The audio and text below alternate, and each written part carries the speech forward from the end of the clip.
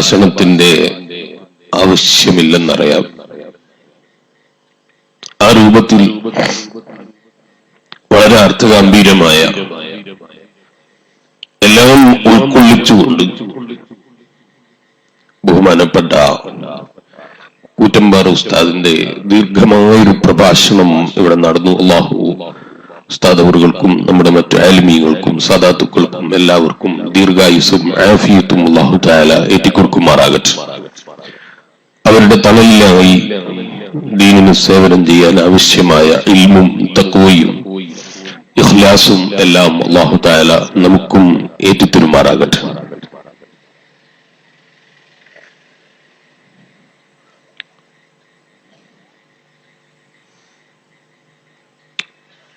മനുഷ്യൻ എന്ന് പറയുന്ന സൃഷ്ടി അല്ലാഹു തആല ആദരിച്ചൊരു സൃഷ്ടിയാണ്. വലഖദ് കറംനാ ബനി ആദം. ആദം സന്തതികളെ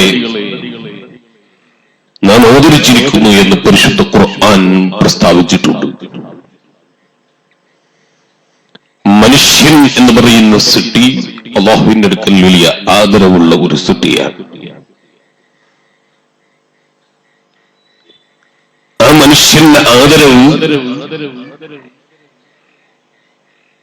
പല രൂപത്തിലുണ്ട്.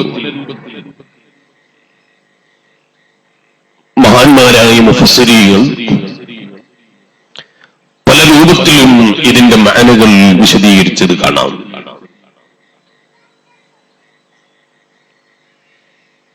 ഈ ആദരവുള്ള മനുഷ്യരിൽ ഏറ്റവും ആദരവുള്ളവരും ഏറ്റവും ബഹുമാനമുള്ളവരും ഏറ്റവും കൂടുതൽ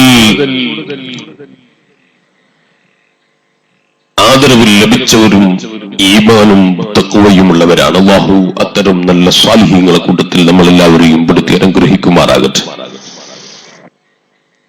തഖ്വയിൽ അധിഷ്ഠിതമായ ഒരു ജീവിതം നയിക്കുന്ന, അല്ലാഹുവിനെ ഭയന്ന് ജീവിക്കുന്ന,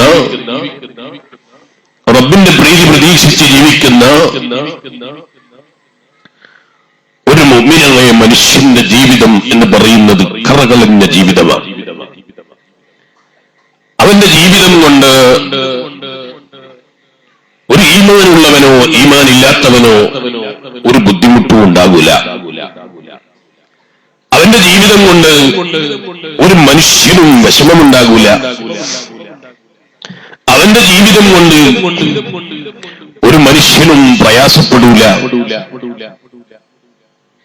ഒരു മനുഷ്യനും ബുദ്ധിമുട്ട് അനുഭവിക്കൂല. നിങ്ങൾ ആലോചിച്ചു നോക്കൂ, നമ്മുടെ കാലത്ത് ജീവിച്ച, നമ്മുടെ മുൻകാലത്ത് ജീവിച്ചു പോയ മഹാന്മാരുടെ ജീവിതം പരിശോധിച്ചാൽ ആ സാലിഹീകളെ കൊണ്ട് ഒരു ബുദ്ധിമുട്ടും അവരുണ്ടാക്കൂല. എന്ന് പറയുമ്പോ ഹബീബായ അഷ്റഫുൽ ഖൽഖ് മുഹമ്മദുർ റസൂലുള്ളാഹി സ്വല്ലല്ലാഹു അലൈഹി വസല്ലം തങ്ങൾ ലോകത്തെ ഏറ്റവും വലിയ സാലിഹല്ലേ? നബി സല്ലല്ലാഹു അലൈഹി വസല്ലം തങ്ങളെ തെറി വിളിച്ചവരില്ലേ? നബി സല്ലല്ലാഹു അലൈഹി വസല്ലം തങ്ങളെ നിസാരപ്പെടുത്തിയവരില്ലേ? അതൊന്നും നബി സല്ലല്ലാഹു അലൈഹി വസല്ലം തങ്ങളുടെ ജീവിതം കൊണ്ടുള്ള ബുദ്ധിമുട്ട് കൊണ്ടായിരുന്നില്ല. മറിച്ച് അസൂയ കൊണ്ടും നബി സല്ലല്ലാഹു അലൈഹി വസല്ലം തങ്ങൾ പരിശുദ്ധമായ ദീനുൽ ഇസ്ലാം പ്രബോധനം ചെയ്യുമ്പോ അതിലുണ്ടായ അസൂയയുടെ പേരിലും വെറുപ്പിന്റെ പേരിലും മാത്രമാണ്. അതുകൊണ്ടാണ് ശത്രുക്കൾ പോലും അഷ്റഫുൽ ഖൽഖ് ത്വഹ മുഹമ്മദുർ റസൂലുള്ളാഹി സ്വല്ലല്ലാഹു അലൈഹി വസല്ലം തങ്ങളെ പരിശുദ്ധ ദീനുൽ ഇസ്ലാമിനെ പരിചയപ്പെടുത്തുന്നതിന്റെ മുമ്പ് അൽ അമീൻ എന്ന് വിളിച്ചിരുന്നത്. നബി സല്ലല്ലാഹു അലൈഹി വസല്ലം തങ്ങൾ സത്യവാനാണെന്നും നബി സല്ലല്ലാഹു അലൈഹി വസല്ലം തങ്ങൾ കളവ് പറയാത്ത ആളാണെന്നും നബി സല്ലല്ലാഹു അലൈഹി വസല്ലം തങ്ങൾ ജീവിതത്തിൽ അംഗീകരിക്കപ്പെടേണ്ട ആളാണെന്നും ജീവിതം ലോകത്തിന്റെ മുഴുവനും മാതൃകയാണെന്നും എല്ലാ അബൂജഹലിനും അറിയാം, എല്ലാ ഉത്ബത്തിനും അറിയാം, എല്ലാ ശൈബത്തിനും അറിയാം. പറയാഞ്ഞിട്ടായിരുന്നില്ല, മറിച്ച് ജനങ്ങൾക്കിടയിലുള്ള പവറും ബഹുമാനവും ആദരവും നഷ്ടപ്പെടുമെന്ന് പേടിച്ചതിന്റെ പേരിലും അല്ലാതെയുമായ ചില അസൂയയുടെ പേരിൽ മാത്രമാണ് അവർ നബി സല്ലല്ലാഹു അലൈഹി വസല്ലം തങ്ങളെ നിസ്സാരപ്പെടുത്തിയത്. ചുരുക്കി പറഞ്ഞാൽ, ഈമാനോടെ തഖ്വയോടെ ജീവിക്കുന്ന ഒരു മുഅ്മിനായ മനുഷ്യന്റെ ജീവിതം കൊണ്ട് ഒരു മനുഷ്യനും ബുദ്ധിമുട്ടുണ്ടാകൂല. അവനാരെയും ആക്രമിക്കൂല, അവനാരെ ഗീബത്തും പറയൂല, ആരെ നമീമത്തും പറയൂല, ആരെയും ചീത്ത വിളിക്കൂല, ആരെയും കുറ്റം പറയൂല, ആരെയും നിസ്സാരപ്പെടുത്തൂല, ആരെയും നികഴ്ത്തൂല. എല്ലാവരോടും ബഹുമാനമാണ്, എല്ലാവരോടും ആദരവാണ്, എല്ലാരോടും സ്നേഹമാണ്. ആരും പരാജയപ്പെടണമെന്ന ചിന്തയില്ല, ആരും തോൽക്കണമെന്ന ചിന്തയില്ല, ആരെയും നികഴ്ത്തണമെന്ന ചിന്തയില്ല. എല്ലാവരും വളരണമെന്ന ചിന്തയാണ്, എല്ലാവരും ഉയരണമെന്ന ചിന്തയാണ്, എല്ലാവരും നല്ല നിലയിലെത്തണമെന്ന ചിന്തയാണ്. അതല്ലേ ഒരു മുഅ്മിനായ മനുഷ്യന്റെ മനസ്സ്. ഹബീബായ അഷ്റഫുൽ ഖൽഖ് ത്വാഹ മുഹമ്മദുർ റസൂലുള്ളാഹി സല്ലല്ലാഹു അലൈഹി വസല്ലം തങ്ങൾ പറഞ്ഞു, ഈമാനുള്ള മുഅ്മിൻ അവൻ കള്ളം പറയൂല, അവൻ കളവ് പ്രചരിപ്പിക്കൂല, അറിയാത്തത് പറയൂല, എവിടെന്നെങ്കിലും കിട്ടിയ ഏതെങ്കിലും പോസ്റ്റുകൾ എടുത്തവർ ഷെയർ ചെയ്യൂല, അറിയാത്തവരെ ഷെയർ ചെയ്യാൻ നിൽക്കൂല, അറിയാത്തവരെ പോസ്റ്റ് ചെയ്യാൻ നിൽക്കൂല, അറിയാത്തവരെ സംസാരിക്കാൻ നിൽക്കൂല, അറിയാത്തത് ചർച്ച ചെയ്യാൻ അവര് നിൽക്കൂല, ആവശ്യമില്ലാത്തതിലൊന്നും അവരിടപെടൂല, ആവശ്യമുള്ളതിൽ മാത്രമാണ് അവരെ സമയം അവര് ചെലവഴിക്കുന്നത്. അവരെ മനസ്സിൽ അവർക്ക് കിബറില്ല, അഹങ്കാരമില്ല, അഹംഭാവമില്ല. കാരണം മനുഷ്യൻ എന്ന് പറയുന്നത് അല്ലാഹുവിന്റെ സൃഷ്ടിയാണ്. ആ മനുഷ്യൻ നമുക്ക് തന്നെ ചിന്തിച്ചാൽ അറിയാം. നിങ്ങളൊന്ന് ചിന്തിച്ചു നോക്കൂ, ഈമാനുള്ള മുഅ്മിനീങ്ങളെ. ഒരു ദിവസം നിങ്ങൾ കോഴി കഴിച്ചപ്പോ പിറ്റേ ദിവസം നിങ്ങൾക്ക് ഛർദിക്കുകയാണ്, പിറ്റേ ദിവസം നിങ്ങൾക്ക് വയറുവേദനയാണ്, പിറ്റേ ദിവസം നിങ്ങൾക്ക് വയറിന് ബുദ്ധിമുട്ടാണ്, പിറ്റേ ദിവസം വയറിന് പ്രയാസമാണ്, പിറ്റേ ദിവസം നിങ്ങൾക്ക് വയറിന് വല്ലാത്ത ബുദ്ധിമുട്ടാണ്, ഛർദിയാണ്. അതുപോലെ പതിയെ പല രോഗങ്ങളുമാണ്. എന്നാൽ എന്റെ ഈമാനുള്ള മുഅ്മിനീങ്ങളെ ഞാൻ ചോദിക്കട്ടെ, അതേപോലെ ജീവിതത്തിൽ എത്ര ദിവസം നീ കോഴി കഴിച്ചു, എത്ര ദിവസം നീ ബീഫ് കഴിച്ചു, എത്ര ദിവസം നീ മട്ടൻ കഴിച്ചു, എത്ര ദിവസം നീ പല രൂപത്തിലുള്ള ഭക്ഷണവും കഴിച്ചു. നീ അറിയാതെ ആ ഭക്ഷണങ്ങളൊക്കെ ദഹിച്ചു പോയില്ലേ? നീ അറിയാതെ അതൊക്കെ ആവശ്യമുള്ളത് ശരീരം സ്വീകരിച്ചില്ലേ? ആവശ്യമുള്ളത് പുറന്തള്ളിയില്ലേ? പുറന്തള്ളൽ ആവശ്യമായതൊക്കെ പുറന്തള്ളിപ്പോയി, ശരീരത്തിൽ ആവശ്യമുള്ളതൊക്കെ ശരീരത്തിന് ഉപയോഗപ്പെടുത്തിപ്പോയി. ഞാൻ അറിയൂല ഇന്ന് നേരം വെളുത്തതിന്റെ ശേഷം ഞാൻ കഴിച്ച ഭക്ഷണം അതെവിടേക്ക് പോയി. ആവശ്യമുള്ളതൊക്കെ എന്റെ ശരീരം സ്വീകരിച്ചിട്ടുണ്ട്, ആവശ്യമില്ലാത്തതൊക്കെ ഒഴിവാക്കാനുള്ള സംവിധാനവും റബ്ബ് തന്നിട്ടുണ്ട്. ഞാൻ അതിനൊരു രൂപ പോലും കൊടുത്തിട്ടില്ല, അതിനുവേണ്ടി ഞാനൊരു നയ കാശ് ചെലവഴിച്ചിട്ടില്ല, ഞാനതിനു വേണ്ടി അധ്വാനിച്ചിട്ടില്ല, ഞാനതിനു വേണ്ടി ഓടി നടന്നിട്ടില്ല. നിങ്ങൾ ആലോചിച്ചു നോക്ക്, വീട്ടിൽ ഒരു നേരത്തെ ഭക്ഷണം ഉണ്ടാക്കണമെങ്കിൽ, നിങ്ങളെ നാട്ടിലുണ്ടോന്നറിയില്ല, ഞങ്ങളെ നാട്ടിലൊക്കെ ഓട്ടുപത്തില് എന്നും പറയും. ഇവിടെ എന്താ പറയാന്ന് എനിക്കറിയില്ല. ഞങ്ങളെ നാട്ടിൽ ഒരു പത്തിലുണ്ട്, തടിച്ച പത്തില്, ചിലർ ടയർ പത്തില് എന്ന് പറയും, ചിലര് ഓട്ടോറിക്ഷ ടയർ പോലുള്ള പത്തിലാണെന്ന് പറഞ്ഞ് ടയർ പത്തില് എന്ന് വിളിക്കുന്നവരുണ്ട്, ഓട്ടട എന്ന് വിളിക്കുന്നവരുണ്ട്. എന്ത് പേര് പറഞ്ഞാലും കുഴപ്പമില്ല, സാധനങ്ങൾക്ക് മനസ്സിലായിട്ടുണ്ടാകുന്ന ഞാൻ മനസ്സിലാക്കുന്നത്, അല്ലേ? മനസ്സിലായോ? നാദാപുരം ഭാഗത്തും സിറാജുലുദയിലൊക്കെ കിടക്കുവന്ന ചിലപ്പോ കിട്ടും. അപ്പൊ ഈ പത്തില് എല്ലാവർക്കും വന്നാൽ ചിലപ്പോ പോട്ടിൽ ഇന്ന് കിട്ടിക്കൊള്ളണം എന്നില്ല. ഞാനൊരു ഉദാഹരണം പറഞ്ഞതാണ്. ഈ പത്തില് ഒരു ദിവസം ഉണ്ടാക്കാൻ എത്രയാണ് ആ ഉമ്മ അധ്വാനിക്കുന്നത്? എന്നാ ഉമ്മ അധ്വാനിച്ചാൽ മതിയോ? പോരാ. അതുണ്ടാക്കാൻ ആ പെണ്ണിന്റെ ഭർത്താവ് ഒരു മെഷീൻ വാങ്ങിക്കൊടുക്കണം. മെഷീൻ വാങ്ങണമെങ്കിൽ അതേ ഇന്നെല്ലാവരുടെ വീട്ടിലും മെഷീൻ ഉണ്ടാകാം. ആ മെഷീന് കിട്ടണമെങ്കിൽ 5000-6000 രൂപ വേണം. അത് കിട്ടണമെങ്കിൽ അവളെ ഭർത്താവ് വിദേശത്ത് പോയി അല്ലെങ്കിൽ നാട്ടിലെവിടെയെങ്കിലും ജോലിയെടുക്കണം. മണിക്കൂറുകളോളം വേർപ്പൊലിപ്പിച്ച് അധ്വാനിക്കണം. ശരീരം കൊണ്ട് അധ്വാനിക്കണം. അധ്വാനിച്ച് പണമുണ്ടാക്കണം. ആ പണമുണ്ടാക്കിയിട്ട് ഭാര്യ ഭർത്താവിനെ സോപ്പിട്ട് മയക്കിയിട്ടത് വാങ്ങിക്കണം. അത് വാങ്ങിയാൽ തന്നെ കംപ്ലൈന്റുകൾ വരുമ്പോ നന്നാക്കാൻ വേറെയും പൈസ വേണം. എത്രയാണ് അതിനു വേണ്ടി അധ്വാനിക്കുന്നത്? എന്തിനാണ് ഒരു നേരത്തെ ഒരു പത്തിലുണ്ടാക്കാൻ, ഒരു നേരം കഴിക്കാനുള്ള ഭക്ഷണത്തിന്റെ രൂപത്തിലെത്തിക്കാൻ അതിനു വേണ്ടി എത്രയാണ് മനുഷ്യൻ അധ്വാനിക്കുന്നത്? എന്നാ നമ്മൾ അറിയാതെ തൊള്ളയിലൂടെ തള്ളുന്ന സർവ്വ വസ്തുക്കളും നമ്മളോട് ഇതുവരെ ആരും ശമ്പളം ചോദിച്ചിട്ടില്ല. ഇതുവരെ ആരും വന്നിട്ട് ഇത്ര വേണമെന്ന് പറഞ്ഞിട്ടില്ല. ഇതുവരെ ആരും ഒന്നും ചോദിച്ചിട്ടില്ല. ആവശ്യമുള്ളത് കഴിക്കുമ്പോൾ, ആവശ്യമുള്ളത് ശരീരത്തിന്റെ നന്മക്ക് വേണ്ടി, നന്മയുടെ നിമിത്തമായി ശരീരത്തിന് വേണ്ടതൊക്കെയും അതിലുള്ളത് ശരീരം സ്വീകരിച്ചുപോയി. ശരീരം ആവശ്യമില്ലാതൊക്കെയും പുറം തള്ളിപ്പോയി. ഒരു പൈസയും കൊടുത്തിട്ടില്ല. എന്നാ ചോദിക്കട്ടെ ഈമാനുള്ള മുഅ്മിനീങ്ങളെ, ഒരു ദിവസം നിനക്ക് വയറുവേദന വന്നു, ഒരു ദിവസം നിന്റെ വയറിന് പ്രയാസം വന്നു, രണ്ടാമത്തെ ദിവസം നീ അത് കഴിക്കുമ്പോ പിന്നെ പ്രയാസം കണ്ടില്ല. രണ്ടാമത്തെ ദിവസം നീ അത് കഴിക്കുമ്പോ പിന്നെ കണ്ടില്ല. അല്ലാഹു തആല അത് മാറ്റി തന്നു. ചോദിക്കട്ടെ ഈമാനുള്ള മുഅ്മിനീങ്ങളെ, അങ്ങനെ ഒരു വയറുവേദന വന്നപ്പോൾ എല്ലാം തന്നു സൃഷ്ടിച്ച് നിന്റെ വയറിന് ആവശ്യമുള്ളതൊക്കെ പരിപാലിച്ചു കൊണ്ടിരിക്കുന്ന നിന്റെ രാജാവായ റബ്ബിനെ നീ ഒന്ന് ഓർത്തിട്ടുണ്ടോ? രാജാവായ റബ്ബിനെ ഒന്ന് സ്മരിച്ചിട്ടുണ്ടോ? ആ റബ്ബ് ചെയ്തു തന്ന അനുഗ്രഹങ്ങളെ കുറിച്ച് നീ ഒന്ന് ഓർമ്മിച്ചിട്ടുണ്ടോ? ഓർമ്മിച്ച് നീ ഒരു അൽഹംദുലില്ലാ പ്രഖ്യാപിച്ചിട്ടുണ്ടോ? നമ്മൾ ആലോചിച്ചു നോക്കണം. എല്ലാം നമ്മളിങ്ങനെ കാണുന്നത്, ഇഷ്ടപ്പെടുന്നത്, നിനക്ക് ഇഷ്ടാണ് എന്ന് പറഞ്ഞൊക്കെ തള്ളുന്നുണ്ട് വള്ളയിലേക്ക്, അല്ലെ? എല്ലാം കഴിക്കുന്നുണ്ട്. അതൊക്കെ ആവശ്യമുള്ള സമയത്ത് ആവശ്യമുള്ളത് പോലെ ദഹിപ്പിച്ച് തന്നില്ലേ റബ്ബ്? ആ റബ്ബിനോട് നന്ദിയുള്ളവരാണോ നമ്മൾ? ആ റബ്ബിനോട് നന്ദി കാണിക്കുന്നവരാണോ നമ്മൾ? ചോദിക്കട്ടെ ഈമാനുള്ള മുഅ്മിനീങ്ങളെ, കരളിനും 30 ചില്ലാനും ഡ്യൂട്ടിയുണ്ട്.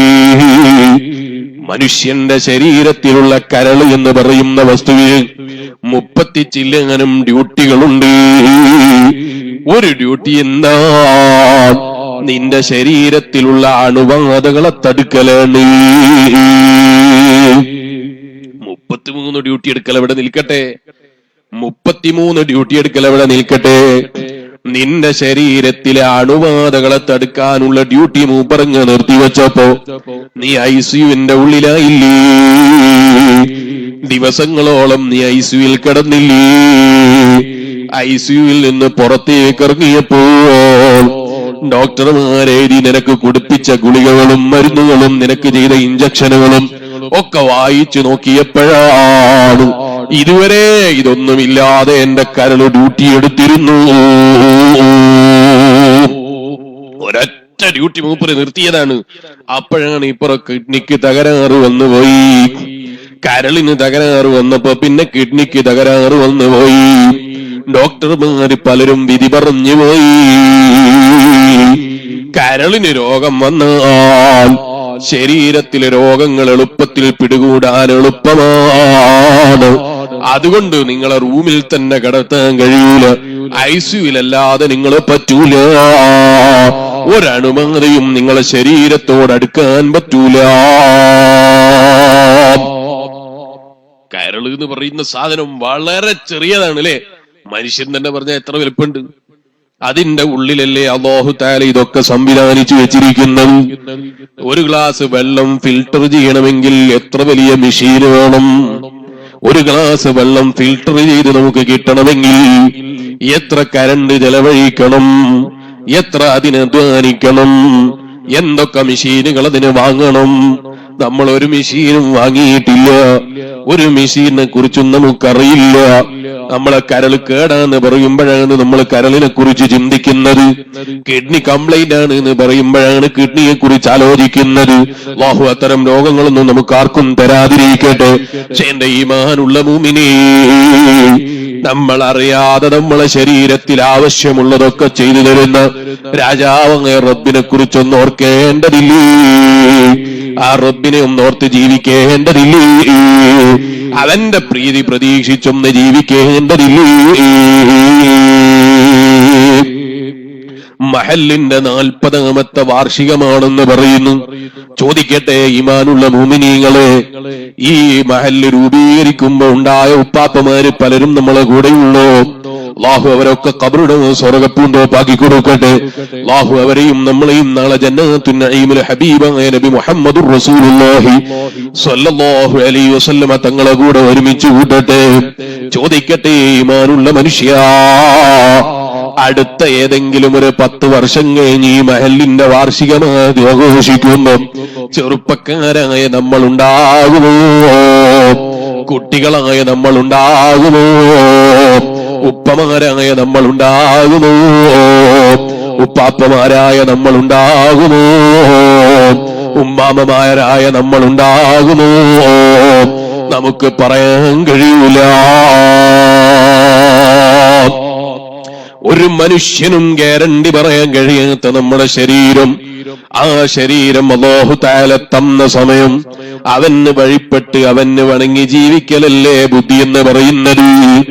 അവന്റെ പൊരുത്തത്തിലായുള്ളൊരു ജീവിതം നയിക്കലല്ലേ ബുദ്ധി എന്ന് പറയുന്നത്. അല്ലാഹുവിന്റെ ഹബീബായ അഷ്റഫുൽ ഖൽഖ് ത്വാഹ മുഹമ്മദുർ റസൂലുള്ളാഹി സല്ലല്ലാഹു അലൈഹി വസല്ലമ തങ്ങളെ ഖുർആൻ ഓതി പഠിപ്പിച്ചതിൽ നിന്ന് 7 കാര്യങ്ങൾ നമ്മളെ പഠിപ്പിക്കുകയാണ്. ആ 7 കാര്യങ്ങൾ മനുഷ്യൻ മരിച്ചു കഴിഞ്ഞാൽ ആദ്യമായി കിടക്കുന്ന ഖബറിന്റെ ഉള്ളിൽ വെളിച്ചം കിട്ടാൻ കാരണമാണെന്ന് മഹാന്മാരായ പണ്ഡിതന്മാര് പഠിപ്പിച്ചുപോയി. ഈ ശരീരവുമായി എല്ലാ സംവിധാനങ്ങളും തന്നു. ആ സംവിധാനങ്ങളെ കുറിച്ചൊക്കെ ചിന്തിക്കാനും ആലോചിക്കാനും അതിനനുസരിച്ച് നന്ദി ചെയ്യാനുമുള്ള ബുദ്ധിയും തന്ന രാജാവായ റബ്ബ്, ആ റബ്ബ് മടക്കിയങ്ങ് വിളിച്ചാൽ ആദ്യമായി കിടക്കുന്ന വീട്ടിലേക്ക് ഗതി പോകുമ്പോ സന്തോഷത്തിലേക്ക് പോകാൻ മനുഷ്യൻ എന്തൊക്കെ ചെയ്യണം? മനുഷ്യന്റെ ജീവിതത്തിൽ അവൻ എന്തൊക്കെ സമ്പാദിച്ചു വെക്കണം? അതിനെക്കുറിച്ച് മഹാന്മാരായ പണ്ഡിതന്മാർ ഖുർആൻ ഓതിയിട്ട് നമ്മളെ പഠിപ്പിക്കുകയാണ്. ഒരാളെയും നമ്മൾ നിസ്സാരപ്പെടുത്തരുത്, ആരെയും കുറ്റം പറയരുത്, ആരെയും ചീത്ത വിളിക്കരുത്, ആരെയും നിസ്സാരപ്പെടുത്തരുത്. എന്നെക്കാൾ ചെറിയവൻ അങ്ങനെ ഒരാളില്ല. അത് ഉറച്ചു വിശ്വസിക്കണം മനസ്സുകൊണ്ട്. അല്ലാഹു നമുക്ക് തൗഫീഖ് ചെയ്യട്ടെ. എന്നെക്കാൾ ചെറിയവൻ അങ്ങനെ ഒരുത്തനില്ല, അങ്ങനെ ഒരാൾ ഭൂമിയിലില്ല എന്ന് ഉറച്ചു വിശ്വസിക്കണം. നമ്മളെക്കാൾ ചെറിയവൻ അങ്ങനെ ഒരാളില്ല. എല്ലാവരും നമ്മളെക്കാൾ വലിയവനാണെന്ന് നമ്മളെല്ലാവരും ചിന്തിക്കണം. എല്ലാവരും ആ നിലക്ക് തന്നെ ആലോചിക്കണം. അപ്പൊ എല്ലാവരും വലിയവനാണ്, ആരും ചെറിയവനില്ല. കാരണം നമ്മളെക്കാൾ ചെറിയവരാരും ഇല്ല എന്ന് വിചാരിച്ച് നമ്മളെല്ലാരെയും ആദരിക്കുന്നു. അതുപോലെ എല്ലാവരും എന്നെക്കാൾ ചെറിയവൻ അങ്ങനെ ഒരാളില്ലെന്ന് ചിന്തിച്ച് എല്ലാവരെയും ബഹുമാനിക്കുന്നു, എല്ലാരെയും ആദരിക്കുന്നു. ഞങ്ങളെ നാട്ടില് കബർ കുഴിക്കുക എന്ന് പറയുന്ന അതിനൊരു പ്രത്യേക ഒരാളുണ്ടാവും. നിങ്ങളുടെ നാട്ടിൽ ഇങ്ങനെ ഒരാളുണ്ടാവും ഉണ്ടോ? ഞങ്ങളുടെ നാട്ടിൽ കബർ കുഴിക്കുന്ന ആളെന്ന് പറയും, നിങ്ങൾ കബർ കുത്തുന്ന ആളെന്ന് പറയും. അല്ലേ വ്യത്യാസം? അല്ലേ? നിങ്ങൾ ദൂരെ ആയതുകൊണ്ടാണോ, കേൾക്കാത്തത് കൊണ്ടാണോ, അല്ലെങ്കിൽ എന്റെ ഭാഷ ഇജ്ജി കുജ്ജി എന്നും പറയാത്തതുകൊണ്ട് മനസ്സിലാകാത്തതുകൊണ്ടാണോ എനിക്ക് മനസ്സിലാകുന്നില്ല. അല്ലേ? ഇവിടെ കബർ കുത്തുന്ന ആളില്ലേ? നിങ്ങൾ എന്താ പറയാ? കബർ കുത്തുക എന്ന് പറയാ, അല്ലെങ്കിൽ കബർ കുഴിക്കുക എന്ന് പറയാ? രണ്ടും പറയും, എന്തു പറഞ്ഞാലും കുഴപ്പമില്ല.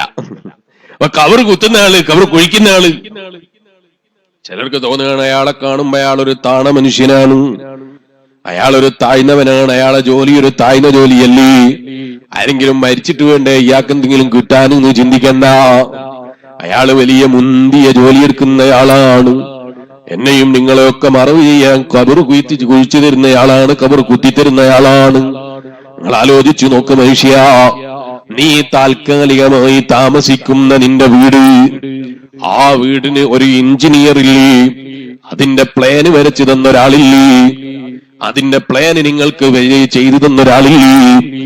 ആ പ്ലാന് വരച്ചു തന്നയാള് വീട്ടിലേക്ക് കടന്നു വന്നപ്പോ എന്തൊരാദരവാണ്, എന്തൊരു ബഹുമാനമാണ്, എന്തൊരു സ്നേഹമാണ്. ഏത് വീടാ മുസ്ലിമേ? എന്നും ജീവിക്കാനുള്ള വീടല്ല, എന്നും കിടക്കാനുള്ള വീടല്ല, എന്നും കിടന്നുറങ്ങാനുള്ള വീടല്ല, താൽക്കാലികമായി നമുക്ക് ജീവിക്കാനുള്ള വീട്. താൽക്കാലികമെന്ന് പറയുമ്പോ എത്ര ദിവസമുണ്ട് മുസ്ലിയാരെ? ചിലപ്പോ 10,000 ദിവസമാണ്, 20,000 ദിവസമാണ്, 40,000 ദിവസമാണ്. ഈ ദിവസങ്ങൾ നിനക്ക് ജീവിക്കാൻ നീ ഉണ്ടാക്കി വെക്കുന്ന വീട്, ആ വീടിന്റെ പ്ലാന് വരച്ചു തന്ന എഞ്ചിനീയർ വരുന്നു എന്ന് പറഞ്ഞപ്പോ നീ എന്തൊക്കെയാ നിന്റെ വീട്ടിൽ നീ സൽക്കാരത്തിന് തയ്യാറാക്കി വെച്ചത്? എന്തൊക്കെയാ വീട്ടിൽ നീ ഒരുക്കി വെച്ചത്? ആ വീടാകട്ടെ നിനക്ക് കാലകാലം ജീവിക്കാനുള്ളതല്ല, എന്നും കിടക്കാനുള്ളതല്ല, താൽക്കാലികമായി കിടക്കാനുള്ള വീട്. ആ വീടിന് വേണ്ടി ഒരു എഞ്ചിനീയർ ഒരു ചെറിയ രൂപം വരച്ചു തന്നപ്പോ നീ അതിലതാ തൃപ്തിയടഞ്ഞു പോയി, അയാളെ ബഹുമാനിച്ചു പോയി, അയാളെ ആദരിച്ചു പോയി, അയാളെ സ്നേഹിച്ചു പോയി. ചോദിക്കട്ടെ മനുഷ്യ, നീ കിടക്കാൻ പോകുന്ന ഖബറിൽ അതിന്റെ എഞ്ചിനീയർ ആരാണ്?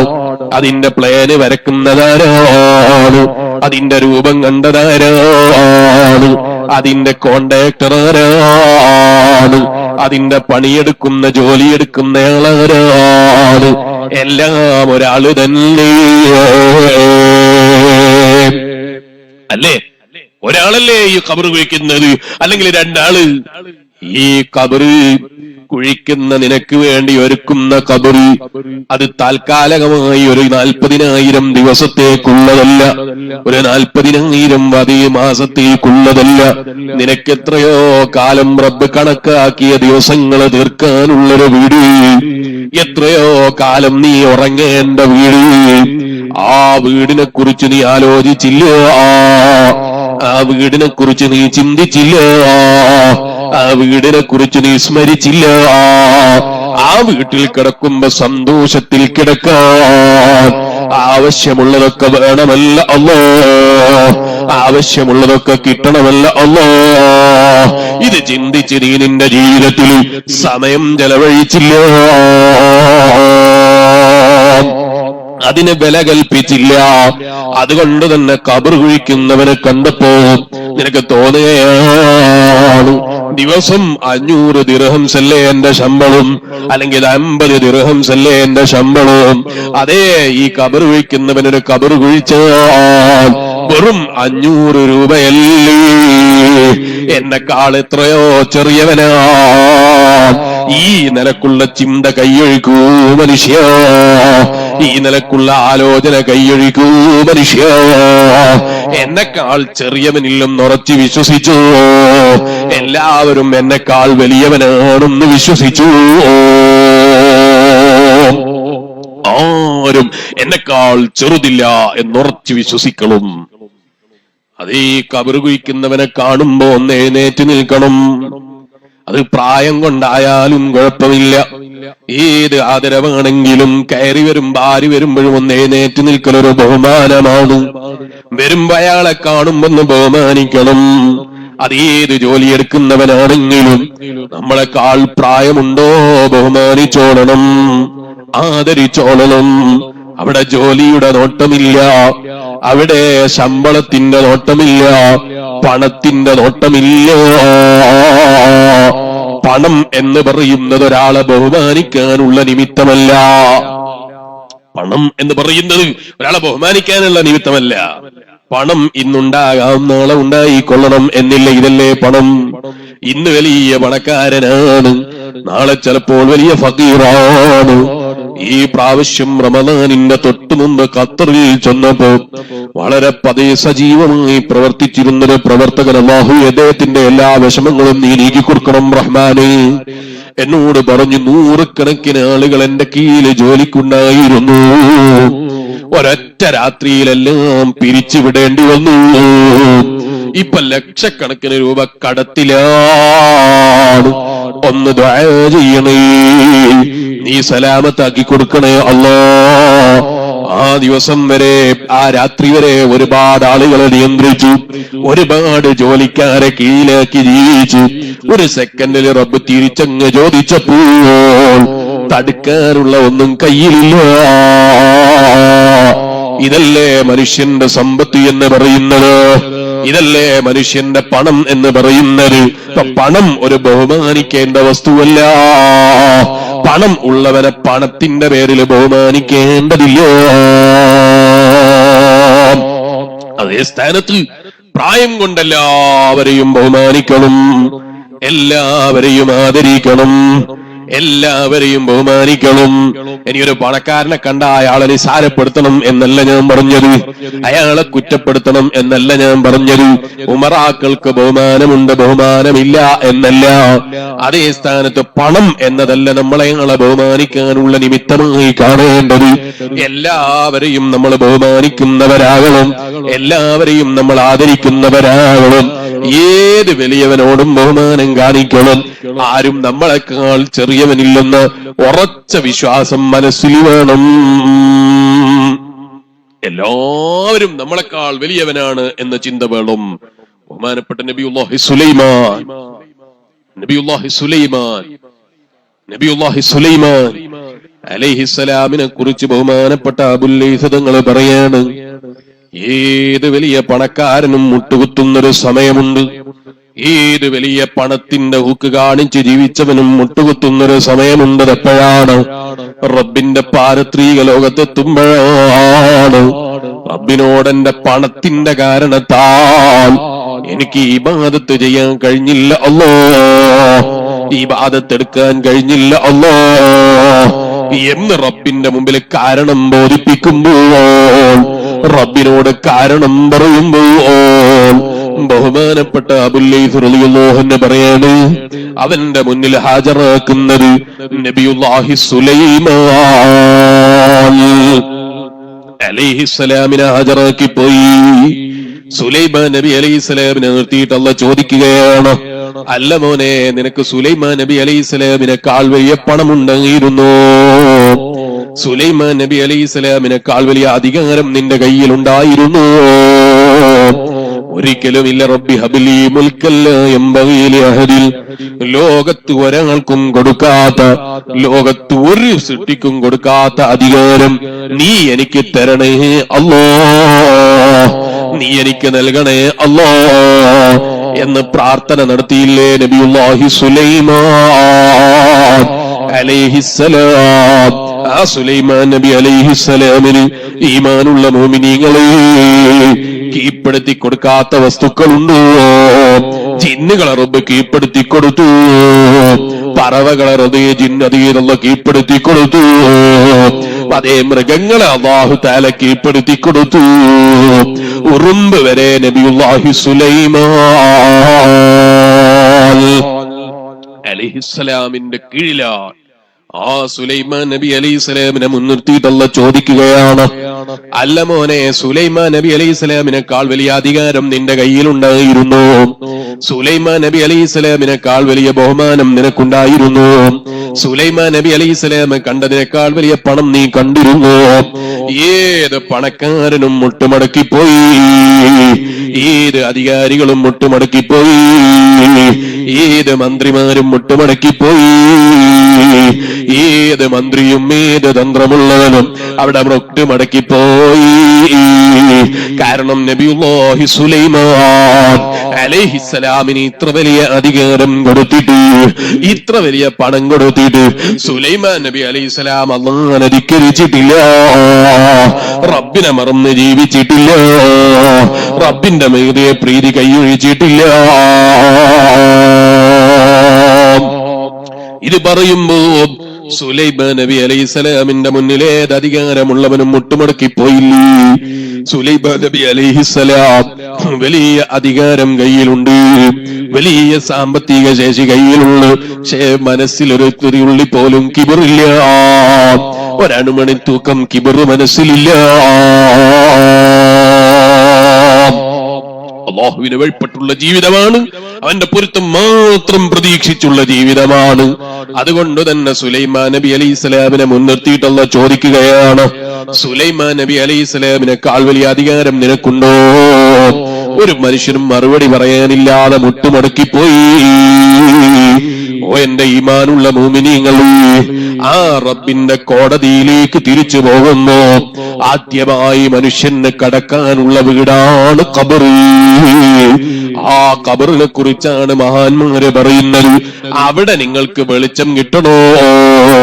ആ ഖബറിൽ നിങ്ങൾക്ക് സന്തോഷം കിട്ടണോ? 7 കാര്യങ്ങൾ നിങ്ങളുടെ ജീവിതത്തിൽ മുറുകെ പിടിച്ചോ. അതിലൊന്നാമത്തത് മഹാന്മാരായ പണ്ഡിതന്മാർ പറഞ്ഞു, ഏത് ഇബാദത്തെടുക്കുമ്പോഴും ഏത് കാര്യം ചെയ്യുമ്പോഴും ലില്ലാഹ് എന്ന ചിന്തയോടുകൂടെ ചെയ്യണം. വയല് പറയുമ്പോ മുസ്ലിയാര് അല്ലാഹുവിന്റെ വജ്ഹിനെ കരുതി വയല് പറയണം. വയല് കേൾക്കുമ്പോ അല്ലാഹുവിന്റെ വജ്ഹിനെ കരുതി വയല് കേൾക്കണം. ഏത് പ്രവർത്തനം ചെയ്യുമ്പോഴും അല്ലാഹുവിന്റെ വജ്ഹിനെ കരുതിയാകണം. അല്ലാഹു നമുക്ക് തൗഫീഖ് ചെയ്യട്ടെ. അതല്ലേ ഇന്ന് മുഴുവനായും എടുത്തുപോയത്. അല്ലാഹുവിന്റെ വജ്ഹിനെ കരുതി വയല് പറയുന്നവരെ കിട്ടാൻ പദപാടായി. അല്ലാഹുവിന്റെ വജ്ഹിനെ കരുതിയിട്ട് വയല് പറയുന്നവര് കുറഞ്ഞുപോയി.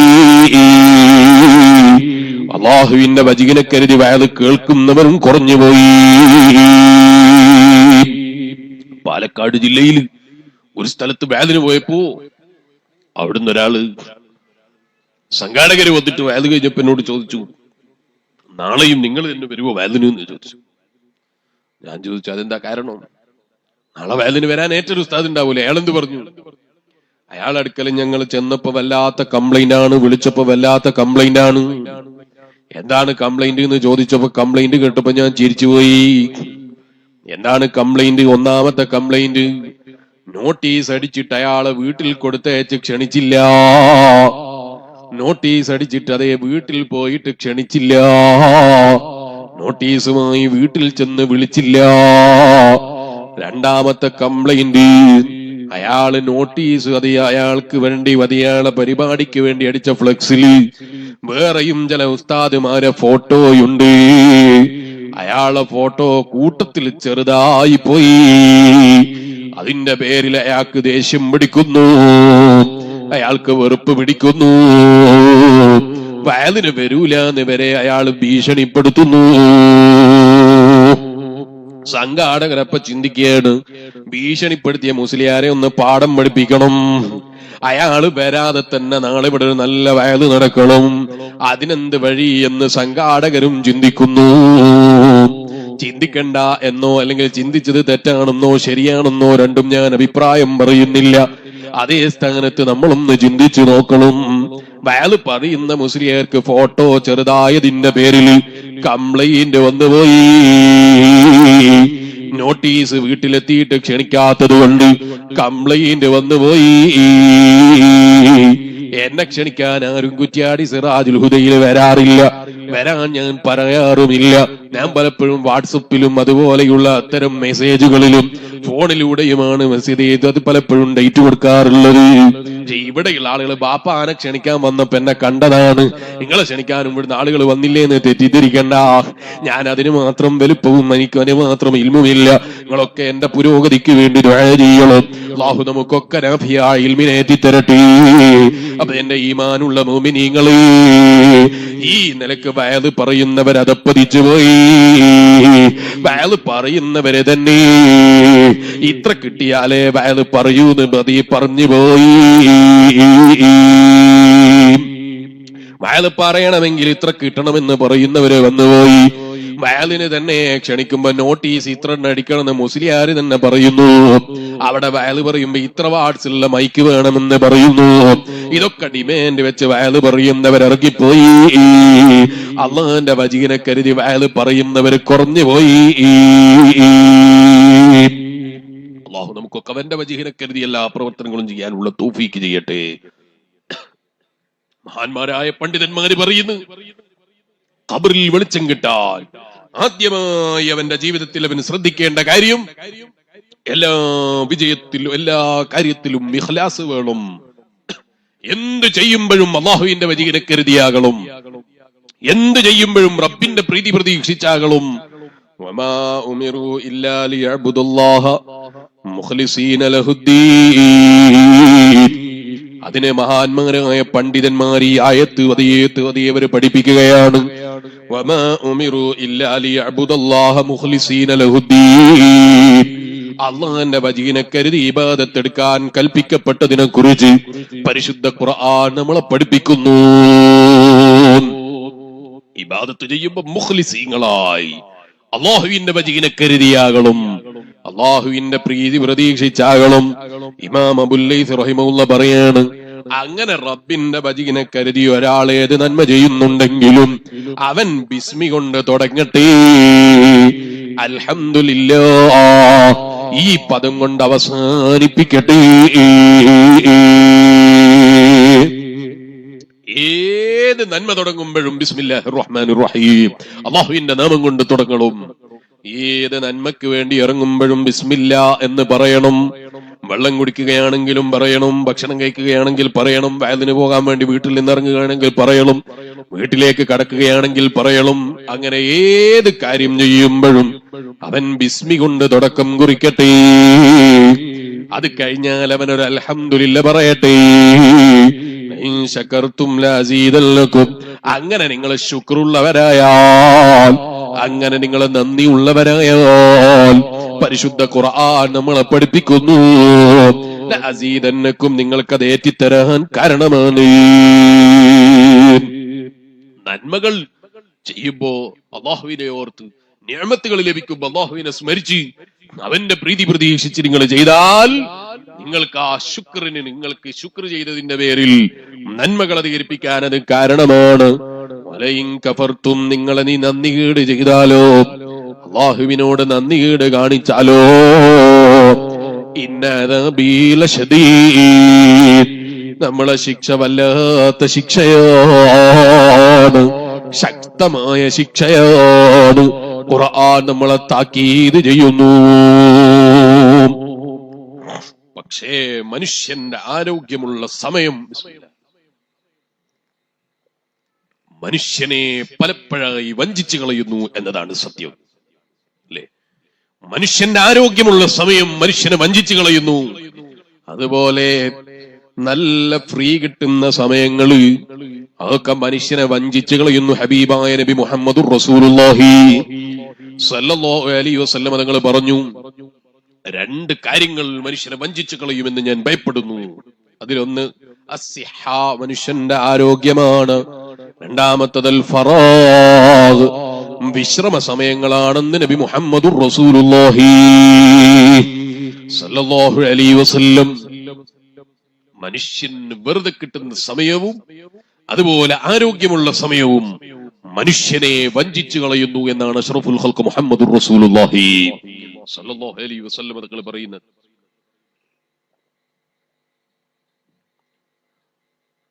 ആരോഗ്യമുള്ള സമയം മനുഷ്യനെ വഞ്ചിച്ചു കളയും. അതെങ്ങനെയാണ്? മനുഷ്യൻ പല കാര്യങ്ങളും ഇങ്ങനെ ചിന്തിക്കും. വിശ്രമ സമയം ലഭിക്കുമ്പോ അവന്റെ മനസ്സ് വിശാലമായി പ്രവർത്തിക്കും. അതുപോലെ നല്ല ആരോഗ്യമുള്ള സമയം അവന്റെ മനസ്സിൽ പല ചിന്തകളും കടന്നു വരും. നിങ്ങൾ ആലോചിച്ച് നോക്കും, നല്ല പ്രായം ചെന്ന് വടിയും കുത്തി നടക്കുന്ന ഒരാളാണ്, നേരെ നിൽക്കാൻ തന്നെ അയാൾക്ക് കഴിയൂല. അയാൾ ഒരിക്കലും സിനിമക്ക് പോകണമെന്ന് ചിന്തിക്കൂല, അയാൾ ഒരിക്കലും ടാക്കീസിൽ പോകണമെന്ന് ചിന്തിക്കൂല. ആ പ്രായം ചെന്ന് സ്വന്തം കാര്യം തന്നെ ചെയ്യാൻ കഴിയാത്തൊരു മനുഷ്യൻ ഒരു ഹറാമിലേക്ക് പോകണമെന്ന് ചിന്തിക്കൂല. ആരോഗ്യമുള്ള സമയമാണ് മനുഷ്യനെ വഞ്ചിച്ചു കളയുന്നത്. പക്ഷേ മനുഷ്യൻ ചിന്തിക്കുന്നില്ല, എന്റെ ആരോഗ്യം ഒരു ഉറുമ്പിന്റെ മുന്നിൽ പോലും പറയാനില്ലാത്തതാണ്. അല്ലേ? അതല്ലേ സത്യം. ഒരു ഉറുമ്പിന്റെ മുന്നിൽ പറയാനുണ്ടോ നമ്മുടെ ആരോഗ്യം? ഞങ്ങളെ നാട്ടിലൊക്കെ ഉണ്ട്, ഇവിടെ ഉണ്ടോന്ന് എനിക്കറിയില്ല. ഇങ്ങോട്ട് നമ്മളെ ശരീരത്തിലുള്ള രോമത്തിന്റെ നീളം പോലും ഇല്ലാത്ത ഒരു ഉറുമ്പ് ഇവിടെ ഉണ്ടോ? രോമത്തിന്റെ നീളം പോലും ഇല്ലാത്ത വളരെ ചെറിയ ഉറുമ്പുകൾ ഇല്ലേ? ഇല്ലേ? ഇവിടെ നിങ്ങളുടെ നാട്ടിലൊക്കെ ഇല്ലേ? വളരെ ചെറിയ ഉറുമ്പുകള്. ആ ഒരൊറ്റ ഉറുമ്പിന്റെ മുന്നിൽ നമ്മൾ തോറ്റുപോയില്ലേ? ആ ഉറുമ്പിന്റെ മുന്നിൽ നമ്മൾ അടിയറവ് പറയേണ്ടി വന്നില്ലേ? എന്തിലധികം പറയണം, നമ്മളെക്കാൾ എത്രയോ വലുപ്പമുള്ള, നമ്മൾക്ക് തന്നെ കാണുമ്പോ പേടിയാകുന്ന ആനയില്ലേ? ആ ആനയെ പോലും ഒരു ഉറുമ്പിന് കീഴ്പ്പെടുത്താൻ കഴിഞ്ഞു. ഇതെന്തിനാണ് അല്ലാഹു തആല മുന്നിൽ വെച്ചത്? മനുഷ്യന്റെയും എല്ലാ സൃഷ്ടികളുടെയും ശക്തിയെ ഒന്ന് ബോധ്യപ്പെടുത്താനാണ്. നിങ്ങൾ ആലോചിച്ചു നോക്കൊരു നാടിന്റെ ഭരണാധികാരിയാണ്, ഇന്ത്യയുടെ പ്രധാനമന്ത്രിയാണ്, അല്ലെങ്കിൽ ഇന്ത്യയുടെ നമ്മുടെ നാടിന്റെ രാഷ്ട്രപതിയാണ്, അല്ലെങ്കിൽ മറ്റേതെങ്കിലും രാജ്യത്തിന്റെ പ്രസിഡന്റാണ്. ഈ മനുഷ്യൻ രാത്രിയിൽ കിടന്നുറങ്ങുമ്പോൾ നല്ല കൊട്ടാരത്തില് വലിയ റൂമിൽ ഇങ്ങനെ കിടക്കുകയാണ്. കിടക്കുമ്പോ രാത്രിയിൽ കട്ടിലിന്റെ മേലെ കിടന്നു. രാത്രിയിൽ ഉറങ്ങിക്കൊണ്ടിരിക്കുമ്പോൾ മൂക്കിൽ നിന്ന് ചെറിയൊരു അസ്വസ്ഥതയാണ്, അല്ലെങ്കിൽ കാതിൽ നിന്ന് ചെറിയ അസ്വസ്ഥതയാണ്. നോക്കുമ്പോ കാതിൽ അത് ഈ തലയണയുടെ മേലെ നോക്കുമ്പോഴാണ് 3-4 ഉറുമ്പുകളെ കാണുന്നു. അല്ലേ? തലയണയുടെ മേലെ നോക്കുമ്പോ 3-4 ഉറുമ്പുകളുണ്ട്. അപ്പൊ മനസ്സിലായി കാതിൽ ഉറുമ്പ് കയറിയതാണ്, ചെവിട്ടിൽ ഉറുമ്പ് കയറിയതാണ്. വലത് ചെവിയിൽ ഒരു ഉറുമ്പുണ്ട്, ഇടത് ചെവിയിലും ഉറുമ്പുണ്ട്. ആരോ പറയുന്നത് കേട്ടിട്ടുണ്ട്, വലത് ചെവിയിൽ ഉറുമ്പ് കയറിയാൽ അതൊന്ന് മേൽപോട്ടേക്ക് ഉയർത്തി താഴോട്ടേക്ക് ഉയർത്തി കൊടുക്കണം, ഇടത് ചെവിയിൽ ഉറുമ്പ് കയറിയാൽ അതൊന്ന് താഴോട്ടേക്കാക്കി കൊടുക്കണം. നമ്മളെ പ്രധാനമന്ത്രിയല്ലേ, നാട് മുഴുവനും അടക്കി ഭരിക്കുന്ന ഭരണാധികാരിയല്ലേ, രാത്രിയിൽ കാതിൽ ഉറുമ്പ് കയറിയപ്പോൾ ഭാര്യനോട് ദേഷ്യം വന്നുപോയി, ഭാര്യനോട് വെറുപ്പ് പിടിച്ചുപോയി, എല്ലാരോടും വെറുപ്പ് പിടിച്ചുപോയി. ഉറുമ്പ് ചവിട്ടിൽ കയറിയതാണ് സംഭവം. വലത് ചെവിയിൽ ഉറുമ്പ് കയറിയിട്ട് താഴോട്ടേക്ക് താത്തുമ്പോ മേലെയുള്ള ചെവിയിൽ നിന്ന് വേറൊരാള് ശബ്ദമുണ്ടാക്കുകയാണ്, ഇടത് ചെവി താഴ്ത്തുമ്പോ മറ്റേ ചെവിയിൽ നിന്ന് ശബ്ദമുണ്ടാക്കുകയാണ്. 2 ഭാഗത്തും തിരിക്കാൻ കഴിയുന്നില്ല. വന്നതാരാണ്? തോക്കുമായി പട്ടാളം വന്നതല്ലോ, പട്ടാളം വന്ന് വീട് വളഞ്ഞതല്ലോ, ആളുകൾ വന്ന് വീട് വളഞ്ഞതല്ലോ, ജനങ്ങള് പ്രക്ഷോഭത്തിനിറങ്ങിയതല്ലോ. നീയൊന്ന് ഒതേ വിചാരിച്ചൊന്ന് ശക്തിയിൽ ഊതിയാൽ പാറിപ്പോകാൻ പോലും വലുപ്പമില്ലാത്ത ചെറിയ ഉറുമ്പിന്റെ മുന്നിൽ നീ അടിയറവ് പറയേണ്ടി വന്നില്ലേ മനുഷ്യ? അല്ലേ? ഇതല്ലേ നമ്മളെ ശക്തി, ഇതല്ലേ നമ്മളെ അധികാരം? നിങ്ങൾ ആലോചിച്ചു നോക്ക്. അതേ പ്രധാനമന്ത്രിയുടെ ചവിട്ടിൽ ഉറുമ്പ് കയറിയപ്പോ പ്രധാനമന്ത്രി അതാ വലിയ ചൂണ്ടുവിരല് ചവിട്ടിൽ കയറ്റിട്ട് പറയാണ്, ഞാൻ പ്രധാനമന്ത്രിയാണെടാ, ഇറങ്ങു ചവിട്ടിൽ നിന്ന്. ഉറുമ്പിനെന്ത് പ്രധാനമന്ത്രി? ഉറുമ്പ് പേടിച്ചിട്ട് പിന്നെ പുറത്തേക്ക് വരാത്തത് പ്രധാനമന്ത്രിയാണെന്ന് പറഞ്ഞിട്ടല്ല, നിന്റെ തടിച്ച വിരല് കണ്ടിട്ട് വെളിച്ചം കിടക്കാതെ പേടിച്ചത്. പ്രധാനമന്ത്രി ആയാലും ഏത് മന്ത്രി ആയാലും ഏത് സാധാരണക്കാരനായാലും ഉറുമ്പിന് ചവിട്ടിലെത്തിയിട്ട് നീ ശബ്ദമുണ്ടാക്കുമ്പോ നീ കൈയിടുമ്പോ പേടിയാണ്. പക്ഷെ ആ പേടിയുള്ള ഉറുമ്പാണെന്ന് പറഞ്ഞിട്ട് കാര്യമില്ല. നിന്റെ കൈയിന്റെ ഇടയിലൊന്ന് പിടിച്ച് തുരുമ്പിയാ പിന്നെ മൂപ്പരെ കാണാൻ തന്നെ കിട്ടൂല. ആ ചെറിയ ഉറുമ്പ് നിന്റെ കാതിൽ കയറിയപ്പോൾ നിന്റെ പണത്തിന്റെ ഹൂക്കൊക്കെ മറികടന്നു പോയി, നിന്റെ അധികാരങ്ങളൊക്കെ ബേക്കോട്ട് നിന്നുപോയി, നിന്റെ ശക്തിയൊക്കെ പിന്നെ പിന്നിലായി പോയി. പിന്നെ നിന്റെ ശക്തി പറയാനില്ല, നിന്റെ ആരോഗ്യം പറയാനില്ല. രാവിലെ എഴുന്നേറ്റ് ജിമ്മിന് പോകുന്നയാള് നീ, കയ്യിന്റെ അതേ മസിൽ നോക്കിയാ കാണുന്നവനിക്ക് പേടിയാകും. പറഞ്ഞിട്ട് കാര്യമില്ലല്ലോ. ഒരു ചെറിയ ഉറുമ്പ് നിന്റെ കാതിൽ കയറിയപ്പോ നീ പുറത്തുനിന്ന് മസിൽ കാണിച്ചിട്ട് കാര്യമുണ്ടോ മനുഷ്യ? ഉറുമ്പ് ചവിട്ടിൽ കയറിയപ്പോ നോക്കടാ ഉറുമ്പേ, എന്റെ മസിൽ നോക്ക്, ഇറങ്ങാനാ പറഞ്ഞത്. ഉറുമ്പിനെന്ത് മസില്? ഉറുമ്പിന് നിന്റെ മസിലിനെ പേടിയില്ല, നിന്റെ ശക്തിയെ പേടിയില്ല. ആ ഉറുമ്പിന്റെ മുന്നിൽ നിന്റെ ആരോഗ്യം അടിയറവ് പറയേണ്ടി വന്നില്ലേ മനുഷ്യ? നിന്റെ ശക്തി മറന്നേ മുന്നിൽ വെക്കേണ്ടി വന്നില്ലേ മനുഷ്യ? ആ ഉറുമ്പിന്റെ മുന്നിൽ തോറ്റു കൊടുക്കേണ്ടി വന്നില്ലേ മനുഷ്യ? ഞാനവിടെ പ്രധാനമന്ത്രി ആയതുകൊണ്ടോ, ഞാനവിടെ മുഖ്യമന്ത്രി ആയതുകൊണ്ടോ, ഞാനവിടെ രാഷ്ട്രപതി ആയതുകൊണ്ടോ, ഞാനവിടെ വലിയ നേതാവായതുകൊണ്ടോ കാര്യം കിട്ടൂല. തൽക്കാലം നിനക്കൊരു പാവം സാധു ഒരു ഭാര്യയുണ്ട്, ഓളോട് തൽക്കാലം വെറുപ്പ് പിടിക്കാന്നല്ലാതെ വേറൊരു വഴിയില്ല. ഓള് പിന്നെ എല്ലാം കേൾക്കാനുള്ളതാണ്, അവള് പിന്നെ ഒക്കെ നിന്റെത് കേട്ടു തരാനുള്ളതാണ്. അത് പറഞ്ഞത് കൊണ്ട് ഞാൻ പറയട്ടെ, ഭാര്യമാരെ തെറി വിളിക്കുന്നവരുണ്ടെങ്കിൽ അത് കൈയൊഴിക്കണം. ഭാര്യമാരെ ബാപ്പമാരെ തെറി വിളിക്കുന്നവരുണ്ടെങ്കിൽ കൈയൊഴിക്കണം. ഭാര്യന്റെ ഉമ്മനെ തെറി വിളിക്കുന്നവരുണ്ടെങ്കിൽ കൈയൊഴിക്കണം. ഒന്നുകൂടി ഞാൻ പറയാം, വീട്ടിൽ കയറി ചെല്ലുമ്പോൾ ഭാര്യ വെറുപ്പ് പിടിച്ച് നിൽക്കുന്നുണ്ടെങ്കിൽ ആ ഭാര്യന്റെ മുഖത്ത് നോക്കി തിരിച്ച് വെറുപ്പ് പിടിക്കരുത്. ഒരു ദിവസം നീ നിന്റെ വീട്ടിൽ കയറി ചെല്ലുമ്പോ ഭാര്യന്റെ മുഖം നോക്കുമ്പോ നല്ല തൂക്കണ്ട്, ചോപ്പിച്ചിങ്ങനെ വെച്ചിട്ടുണ്ട്. ഏകദേശം ഒരു 100-110 കിലോ ഉണ്ടാകും മൂക്കിന്റെ ചുണ്ടി. നല്ല വെറുപ്പിലാണ്. എന്താ കാരണം? നിന്നെ വിളിച്ചിട്ട് ഒരു ദിവസം നീ അന്ന് വിളിച്ചിട്ട് ഫോൺ എടുത്തില്ല. അവളെന്തോ കാര്യമായൊരു സംഗതി പറയാൻ വിളിച്ചിട്ട് നീ അതിന് വില കൊടുത്തില്ല. ഇതിന്റെ പേരിൽ നിന്നോടുള്ള സ്നേഹം കാണിക്കാൻ നിന്റെ ഭാര്യ വെറുപ്പ് കാണിച്ചതാണ്. നീ വീട്ടിൽ കയറി ചെല്ലുമ്പോൾ അവളെ മുഖം ചുവപ്പിച്ചതാണ്. ഇത് കണ്ടപ്പോ നീ അതിലും വലിയ വെറുപ്പാണ്. ഇത് കൈയൊഴിക്കണേ കൂട്ടുകാരാ. ഭാര്യ വെറുപ്പ് പിടിക്കുമ്പോ ഭർത്താവ് മിണ്ടാതിരിക്കണം, ഭർത്താവ് വെറുപ്പ് പിടിക്കുമ്പോ ഭാര്യ മിണ്ടാതിരിക്കണം. പരസ്പരം അഡ്ജസ്റ്റ് ചെയ്യാതെ നല്ല കുടുംബ ജീവിതം കിട്ടൂല. ഭാര്യ വീട്ടിൽ കയറി ചെല്ലുമ്പോ മുഖം ചുവപ്പിച്ചിങ്ങനെ വെറുപ്പ് കാണിക്കാണ്. അപ്പൊ നീ നിന്റെ വകയിൽ ഒരു 210 കിലോ അങ്ങോട്ട്. പിന്നെ ആ വീട്ടിലെ പ്രശ്നം തീരുമോ? അല്ല മുസ്ലിയാരെ, ഭാര്യക്ക് ഭർത്താവിനോട് വെറുപ്പ് പിടിക്കാൻ പറ്റുമോ? ഭാര്യക്ക് ഭർത്താവിനോട് വെറുപ്പ് പിടിക്കാനോ ദേഷ്യം പിടിക്കാനോ ചൂടാകാനോ പാടില്ല. അവൾ എപ്പോഴും ഭർത്താവിനെ ബഹുമാനിക്കണം, ആദരിക്കണം. ചിലപ്പോ സ്നേഹത്തിന്റെ പേരിൽ പിണക്കത്തിനും ഇണക്കത്തിനുമൊക്കെ ഒരു രസം കിട്ടാനും ഒക്കെ ചിലപ്പോ ചെറിയൊരു വെറുപ്പൊക്കെ കാണിച്ചാൽ നിങ്ങൾ അതിന്റെ പേരിൽ അവരോട് വെറുപ്പ് പിടിക്കരുത് എന്നാ ഞാൻ പറഞ്ഞത്. ഭാര്യമാര് ഭർത്താക്കന്മാരോട് പരമാവധി വെറുപ്പ് പിടിക്കരുത്, പരമാവധി ദേഷ്യം കാണിക്കരുത്, പരമാവധി ഭർത്താവിന്റെ തൃപ്തി കിട്ടാൻ ഭാര്യമാര് ശ്രദ്ധിക്കണം. ഭർത്താവിന്റെ പ്രീതി കിട്ടി മരിക്കുന്ന പെണ്ണ് സ്വർഗത്തിലാണെന്ന് അഷ്റഫുൽ ഖൽഖ് മുഹമ്മദുർ റസൂലുള്ളാഹി. അല്ലാഹു അത്തരം നല്ല ഭാര്യമാരായി, സാലിഹത്തായ ഭാര്യമാരായി നമ്മളെ ഭാര്യമാരൊക്കെ അല്ലാഹു തആല ആക്കി തരട്ടെ. ഭർത്താവിനോട് ഭാര്യക്ക് വെറുപ്പ് പിടിക്കുന്നു. അങ്ങനെ വെറുപ്പ് പിടിക്കുമ്പോ ഭർത്താവ് അല്പം ഒന്ന് അവിടെ നവർമെന്റ് ചെയ്യണം.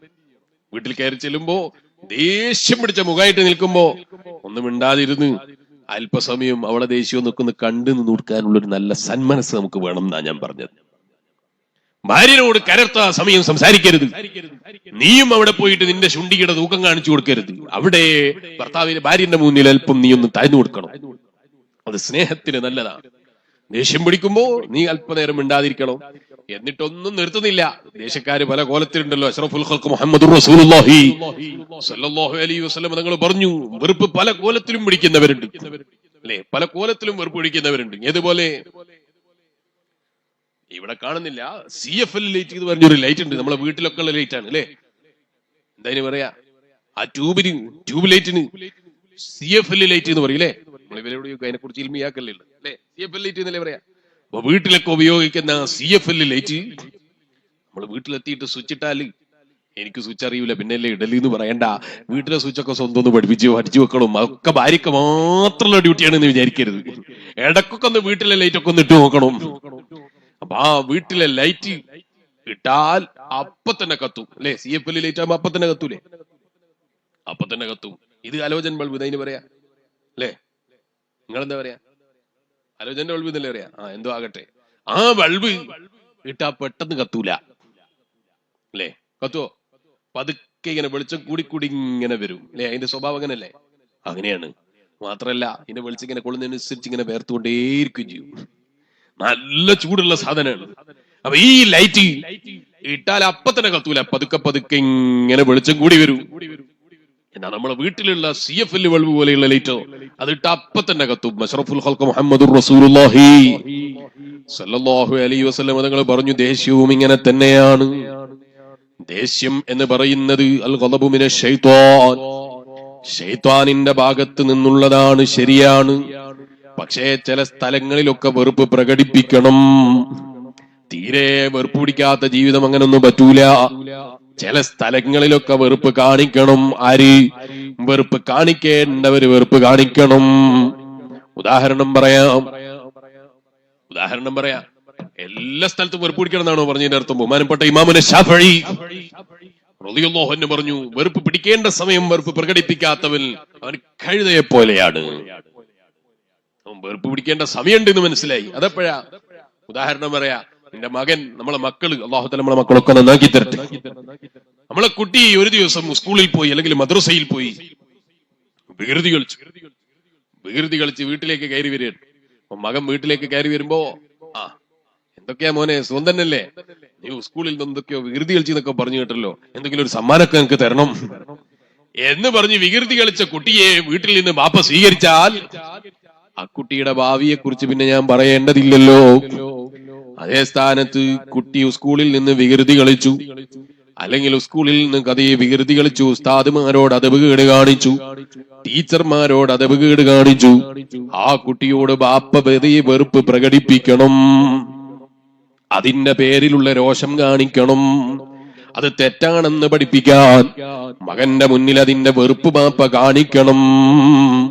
അവൻ ചില സമയം വെറുപ്പ് കാണിക്കേണ്ട സമയമുണ്ട്, വെറുപ്പ് പ്രകടിപ്പിക്കേണ്ട സമയമുണ്ട്. ഭാര്യ ചെയ്യേണ്ടതല്ലാത്തൊരു കാര്യം ഭാര്യ ചെയ്താൽ ഭാര്യനോട് ചിലപ്പം വെറുപ്പ് പ്രകടിപ്പിക്കേണ്ടി വരും. ഭർത്താവ് ചെയ്യേണ്ടതല്ലാത്ത ചില കാര്യങ്ങള് ഭർത്താവ് ചെയ്താലോ അതിന്റെ പേരിലും ചിലപ്പം വെറുപ്പ് പ്രകടിപ്പിക്കേണ്ടി വരും. ഇതുപോലെ ഭർത്താവ് കള്ളുകുടിയനാണ്, അല്ലാഹു കാത്തുരക്ഷിക്കട്ടെ. കള്ളു കുടിക്കുന്ന ഭർത്താവിനെ കാണുമ്പോ ആ കള്ളുകുടിയുടെ പേരിലുള്ള ഒരു പ്രതിഷേധത്തിന്റെ വെറുപ്പ് ഭാര്യ കാണിക്കണം. പോരാ, നിസ്കരിക്കാത്ത ഭർത്താവാണ്, അവനെ നിസ്കരിപ്പിക്കാൻ വേണ്ടി ഭാര്യ വെറുപ്പ് കാണിക്കണം. അത്തരം ഇസ്ലാമിന്റെ കാര്യങ്ങളൊക്കെ വരുമ്പോ ദീനിയായ വിഷയങ്ങൾക്ക് അദബ് മാനിച്ചുകൊണ്ടുള്ള ചില വെറുപ്പുകളൊക്കെ നമ്മൾ കാണിക്കണം. അപ്പൊ ഹബീബായ നബി മുഹമ്മദുർ റസൂലുള്ളാഹി സ്വല്ലല്ലാഹു അലൈഹി വസല്ലം തങ്ങൾ പഠിപ്പിക്കുകയാണ് എങ്ങനെയാണ് വെറുപ്പ് പിടിക്കേണ്ടത്. ഒരു മനുഷ്യന്റെ വെറുപ്പ് എങ്ങനെയാണ്? ചിലരെ കുറിച്ച് നബി സല്ലല്ലാഹു അലൈഹി വസല്ലം തങ്ങൾ പറയാണ്, വളരെ പെട്ടെന്ന് വെറുപ്പ് പിടിക്കുന്ന സ്വഭാവക്കാരുണ്ട്. ഏതുപോലെ? CFL ലൈറ്റ് പോലെ, അത് ഇട്ടാൽ അപ്പൊ തന്നെ കത്തും അല്ലേ? അതുപോലെ കറണ്ട് വന്നാ മതി, സ്വിച്ച് ഇട്ടിട്ടുണ്ടെങ്കിൽ ഓട്ടോമാറ്റിക്കായി കത്തിക്കോളും. വെറുപ്പ് പ്രകടിപ്പിക്കേണ്ട ഒരു സംഗതി കണ്ടാൽ തന്നെ വെറുപ്പ് പിടിക്കുന്ന ചില ആളുകളുണ്ട്. വളരെ പെട്ടെന്ന് വെറുപ്പ് കയറി വരുന്ന ചില ആളുകളുണ്ട്.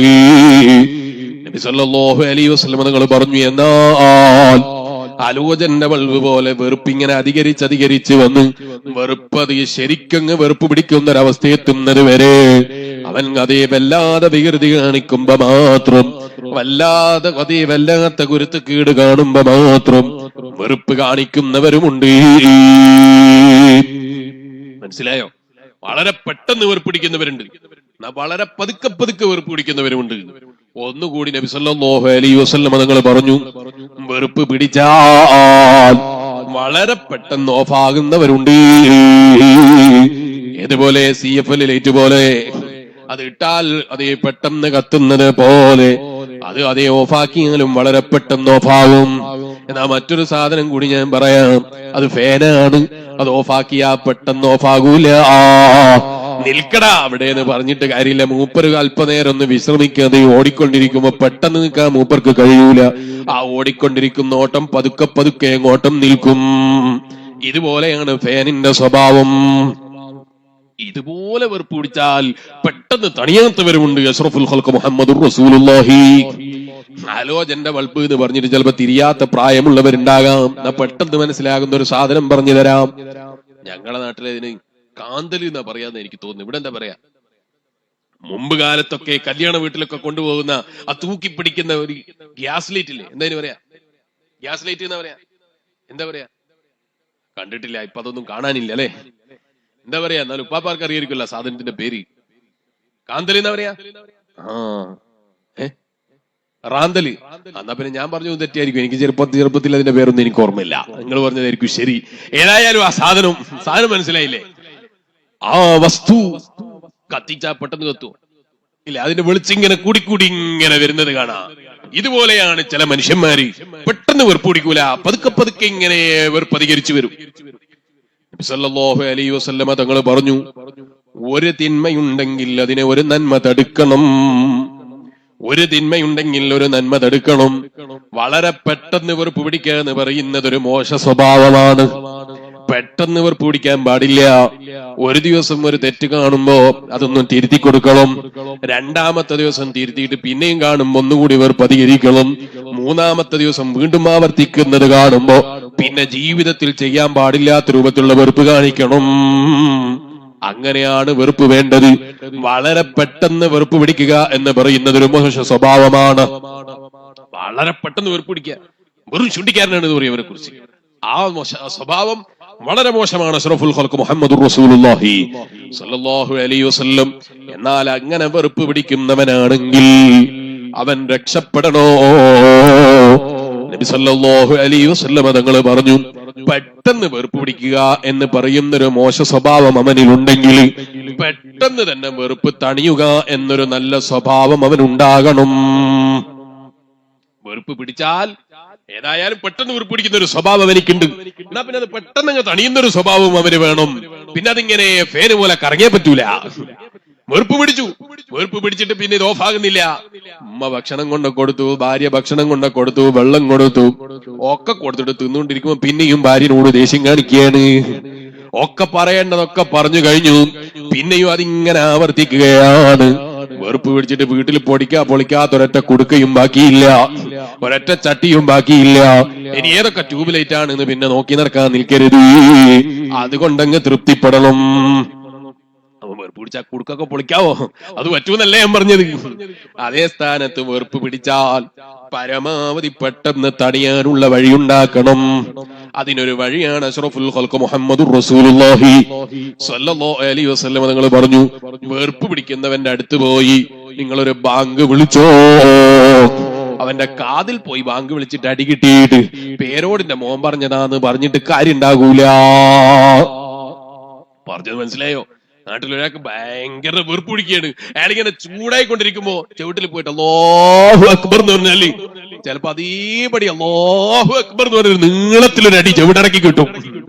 അപ്പൊ പിന്നെ പേരോട് സ്ഥാനം മോൻ പ്രസംഗിക്കുമ്പോ പറഞ്ഞിരുന്നല്ലോ എന്ന് പറഞ്ഞിട്ട് കാര്യമില്ല. അവൻ കുറച്ച് വീട്ടിൽ നിന്നിട്ട് പറയണം, ബാങ്ക് വിളിക്കണം. ബാങ്ക് വിളിച്ചാൽ വെറുപ്പ് നീങ്ങാൻ അത് കാരണമാണ്.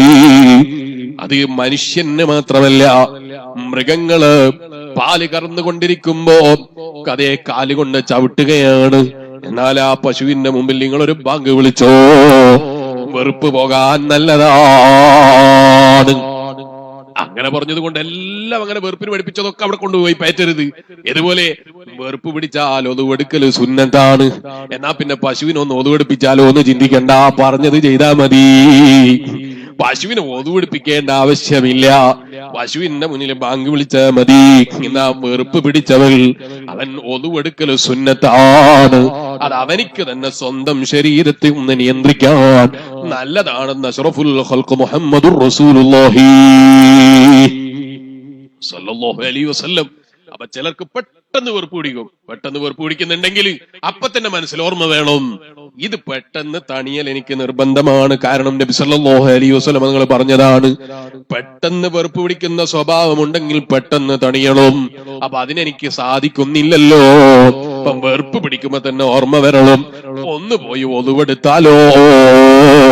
പറയേണ്ടത് പെട്ടെന്ന് പറഞ്ഞു പോയി ഒതുവെടുത്ത് കളയണം. പറയേണ്ടത് പറഞ്ഞു പെട്ടെന്ന് പോയി ഒതുവെടുത്ത് കളയണം. എന്നാ പിന്നെ വെറുപ്പിനെ നിയന്ത്രിക്കാൻ കഴിയും. ഒന്നുകൂടി നബി സല്ലല്ലാഹു അലൈഹി വസല്ലം തങ്ങൾ പറഞ്ഞു, ചിലരുടെ വെറുപ്പ് അങ്ങനെയല്ല. ചിലര് വെറുപ്പ് പിടിക്കണമെങ്കിൽ പെട്ടെന്ന് വെറുപ്പ് പിടിക്കൂല. അത് നിങ്ങൾ പറഞ്ഞതുപോലെ ഹലോജന്റെ ബൾബ് കത്തുന്നത് പോലെ പതുക്കെ പതുക്കെ വെളിച്ചം അധികരിച്ചു വരുന്നു. അങ്ങനെയാണെങ്കിൽ നബി സല്ലല്ലാഹു അലൈഹി വസല്ലം പറഞ്ഞു, അതൊരു നല്ല സ്വഭാവമാണ്. കാരണം അയാൾക്ക് പെട്ടെന്ന് വെറുപ്പ് പിടിക്കുന്ന സ്വഭാവമില്ല. അതെ, അതൊരു നല്ല സ്വഭാവമാണ്. ആ സ്വഭാവമുള്ളവൻ അവൻ പെട്ടെന്ന് വെറുപ്പ് പിടിക്കുന്നേ, പതുക്കെ പതുക്കെ വെറുപ്പ് പിടിക്കുന്നവനാണ്. അതൊരു നല്ല സ്വഭാവമാണ്. എന്നാൽ വെറുപ്പ് നീളുക എന്ന സ്വഭാവം അതൊരു മോശ സ്വഭാവമാണ്. പതുക്കെ വെറുപ്പ് പിടിക്കുകയാണെങ്കിലും അയാൾ വെറുപ്പ് പിന്നെ നീങ്ങുന്നില്ല, അങ്ങനെയാകരുത്. അതേ, അയാളും പെട്ടെന്ന് തന്നെ വെറുപ്പ് തണിയാൻ വേണ്ടി ശ്രദ്ധിക്കണം.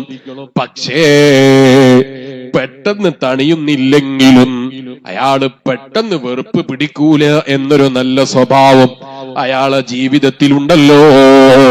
അപ്പൊ ഒരു തിന്മയെ ഒരു നന്മ തടുക്കുന്നുണ്ട്. അഷ്റഫുൽ ഖൽഖ് മുഹമ്മദുർ റസൂലുള്ളാഹി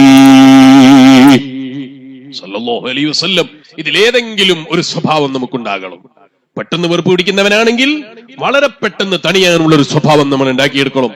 വളരെ പതുക്കെ വെറുപ്പ് പിടിക്കുന്നുള്ളൂ, അയാൾക്ക് പെട്ടെന്ന് വെറുപ്പ് പിടിക്കൂല എന്ന ഒരു നന്മയുണ്ടെങ്കിൽ അയാൾ വെറുപ്പൽപ്പം നീണ്ടായാലും നീണ്ടുപോയാലും കുഴപ്പമില്ല. കാരണം ഒരു തിന്മ ഒരു നന്മ തടുക്കുന്നുണ്ട്. ഇത് പറഞ്ഞതിന്റെ പേരിൽ പെട്ടെന്ന് വെറുപ്പ് പിടിക്കുന്ന ആളുകൾ പരമാവധി വെറുപ്പിനെ നീട്ടിക്കൊണ്ടുപോകണം എന്ന് ചിന്തിക്കേണ്ടതില്ല. പരമാവധി വെറുപ്പ് പിടിച്ചാൽ അത് പറഞ്ഞു തീർക്കുകയാണ് വേണ്ടത്. ഫാന് പോലെ പിന്നെ കറങ്ങാൻ പറ്റൂല. ചിലരെങ്ങനെയാണ്, വെറുപ്പ് പിടിച്ച് പറയേണ്ടതൊക്കെ പറഞ്ഞു, പിന്നെ ഇവനെ വന്നിട്ട് വേറെന്തോ ഒരു കാര്യം ചോദിക്കണം, അപ്പോഴും പിന്നെ ഇയാള് ആ പഴയ കാര്യം പിന്നെ എടുത്തിട്ടാണ്. അങ്ങനെ ആകരുത്. വെറുപ്പ് പിടിച്ചാൽ അത് പെട്ടെന്ന് തണിയാനുള്ളൊരു നല്ല സ്വഭാവം ജീവിതത്തിൽ കൊണ്ടുവരണമെന്ന് അഷ്റഫുൽ ഖൽഖ് ത്വാഹ മുഹമ്മദുർ റസൂലുള്ളാഹി സല്ലല്ലാഹു അലൈഹി വസല്ലം. ഭാര്യ വെറുപ്പ് പിടിക്കുകയാണെങ്കിൽ ഭർത്താവൊന്നും മിണ്ടാതിരിക്കണം. ഭർത്താവ് വെറുപ്പ് പിടിക്കുകയാണെങ്കിൽ ഭാര്യയൊന്നും മിണ്ടാതിരിക്കണം. മുസ്ലിയാരെ, ഉമ്മ വെറുപ്പ് പിടിക്കുകയാണെങ്കിലോ അവിടെ പിന്നെ ഒന്നും പറയേണ്ടതില്ല. ഉമ്മന്റെ മുന്നിൽ പിന്നെ നിനക്ക് അധികാരമില്ല. ഉമ്മന്റെ മുന്നിൽ പിന്നെ നിനക്ക് ശക്തിയില്ല. ഉമ്മ വെറുപ്പ് പിടിക്കുമ്പോൾ അത് കേട്ടു നിന്നോ. ഞാൻ ചെയ്യാത്തൊരു കുറ്റത്തിനാണ് എന്നെ ഉമ്മ ഇങ്ങനെ. ഞാനൊരു മഅസൂമൊന്നുമല്ലല്ലോ.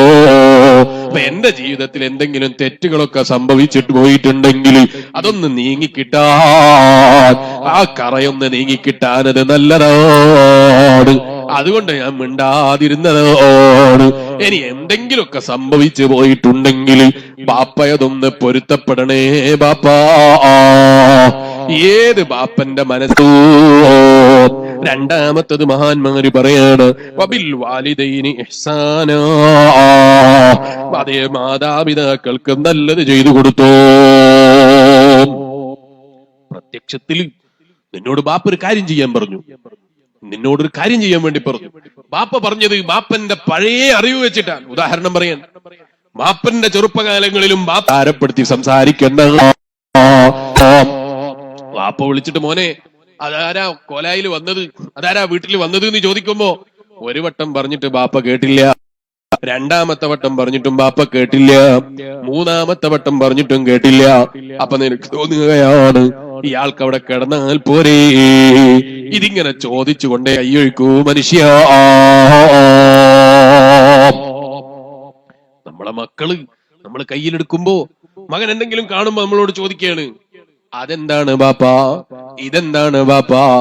എത്ര പറഞ്ഞു കൊടുത്തിട്ടും മകൻ അതേ പഠിച്ചു വരുന്നില്ല. പറയുമ്പോ തന്നെ അവൻ ഇങ്ങനെ മാറിപ്പോവുകയാണ്.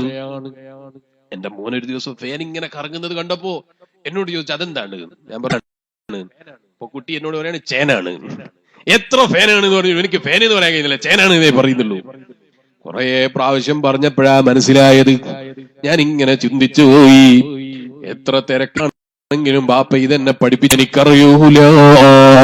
എത്ര കൊല്ലം ഞാൻ ജീവിക്കൂല, എന്റെ ജീവിതം എങ്ങനെയൊക്കെ ആകുമെന്ന് എനിക്കറിയൂല.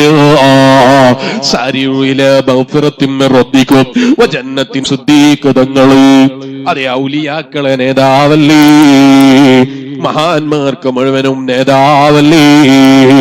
ആ അബൂബക്കർ സിദ്ദീഖ് റളിയല്ലാഹു അൻഹുവിന്റെ ജീവിതം നോക്കൂ മനുഷ്യ.